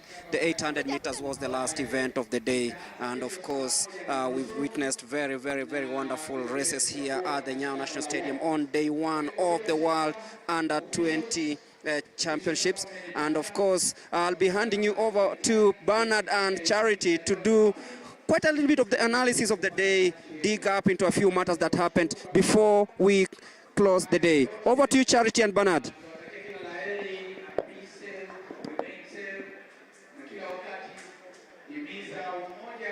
Morning. What's your take on the races? Well, as I said earlier, this is where we get new champions, and seeing what we have seen today, of course, we started with the rains in the morning. The weather was gloomy, but we've seen athletes doing their best. Seeing athletes qualifying in races like 5,000 meters, 3,000 meters, now 3,000 steeplechase, 1,500 meters. It has been a good event, and you know, we are looking for new champions. Last time we had the World Under-20 that is in 2022, all the medalists are now seniors. Now we have to get new champions. And I must say that it's normally a dangerous thing because we don't know what Ethiopia has, we don't know what Uganda has, we don't know what Zimbabwe has, we don't know what Botswana has, and the other European countries. So it's a matter of getting the best who are going to represent the country and bring home the medals. For me, I was a bit disappointed a bit in the sprints. I was hoping to see the next Omanyala, the next athlete that will be taking over from Omanyala. Maybe we bring him in the field next time so that he can inspire them, or what do you think? Yeah, of course, we need Omanyala to come and inspire the juniors here, but I must say they really did their best, missing some milliseconds to qualify for the world event. They have done their best, and I think going forward we need to have these athletes train in a lower altitude area so that they can be able to, when they come here, they can be able to do well and maybe qualify and also make the team. And as you said, maybe Omanyala should be here to encourage them so that they can be able to go and run and do well in terms of training. Tomorrow we have more races. Today's races are over. We also had Sarah Mora coming here freshly from the Africa Championship. Though she's not been able to make it today, she's hoping that tomorrow is going to be her day. But what do you think about the possibility of the 800 team that we're going to be sending in Peru? In Peru, I can see we are going to get medals. Of course, that is gold medal from Mora. And then, of course, we don't know who will get the second place. Of course, they have not qualified. But I suspect that Mora will be in the team. If she makes the team, she'll be able to bring home a gold medal and maybe a counterpart. What we need to do is, as we get to tomorrow's events, we just get to know who are going to make the team, and so that they can be given. Of course, they normally go for training, residential training, and that's where the coaches will be able to sharpen their skills and do better when they get into the competition. Yeah. Of course, and we're hoping that we'll be able to get more and more champions from the youth development team. You see, they've been having athletes, school-based holidays for athletes, and that is bringing in the consistency. For example, an athlete like Poke, the 400-meter sprinter, we have Kithome, we have the likes of Mirimora. The athletes that we saw from the last World Under-18 event that was held in the country, they've graduated to Under-20 and now they're in the seniors. So what's your take? Do you have the faith in the team, in the youth team? Yeah, of course I have faith because as you say also that we have so many athletes who are doing scholarship in USA. They started there, somebody like Sylvia Chelangat. We have a lady doing javelin. We have Winnie B, who is also a student in Oklahoma University. These are people who started from the junior event and of course moving to the senior level. Now they decided, let's do education and sports. They are now in USA. We have about 100 students who went to the US through sports. So I was telling Mulemi earlier that these are the students who are going to compete at the Los Angeles Olympic Games in 2028 because they are in the US, they have the right facilities, the stadiums, everything. They have all support. So apart from maybe education, they are also doing training, and you could see even the results through the NCSA championships that ended recently. Some of the Kenyans did very well. So these are the people to watch in 2028. Thank you. I also think that's the same. I know that some of the athletes that we have here, we're going to see them shine and shine more because already by the time we're going for the LA 2028, we'll be having a new crop of athletes and using the senior ones who are now here for the Paris Olympics, going there to be their mentors as the more experienced athletes, showing them how it's supposed to be done.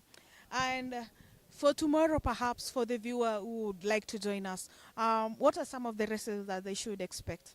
Of course, we have the 5,000 meters women. We have the 3,000 steeplechase men, which I know it will be really entertaining. We have the younger brother for Amos Serem, Edmond Serem. We have, of course, they came back from Africa Championships where they managed to win a silver and a bronze. That is silver for Edmond and bronze for Matthew Kosgei. These are the athletes to watch tomorrow, and I know it will be an entertaining race. Then we have, of course, 800 meters race, and then 1500. I think we are done with the 1500, so we'll be having 800 meters men. So those are the races to expect. And of course, we have the walking race. I don't know if we will be able to make the team. And I must also mention about the refugee team that was here today. You know, these are part of the delegation that will be heading to Paris, and we are privileged because we are hosting these people in our country. So they are part of the family, part of Kenya, but they represent the refugee team. So they normally train in Nandi, and of course they come from Kakuma. So these are the people also who need special attention. So those are the races that we expect tomorrow. I'm also eager to watch and see who are going to make the team to Peru. Thank you so much, Rotich. It's been wonderful. So far, how are you enjoying commentary? It's good. I really enjoy it. It's good. And of course, commenting and having facts in your fingertips is the best thing. Thank you so much. On behalf of Bernard Rotich and Greg Mulemi and I, Charity Wanja, we say thank you for viewing and thank you for being with us from the start to the end. We are hoping that we'll see you tomorrow as we see the next crop of champions being named tomorrow. See you until tomorrow.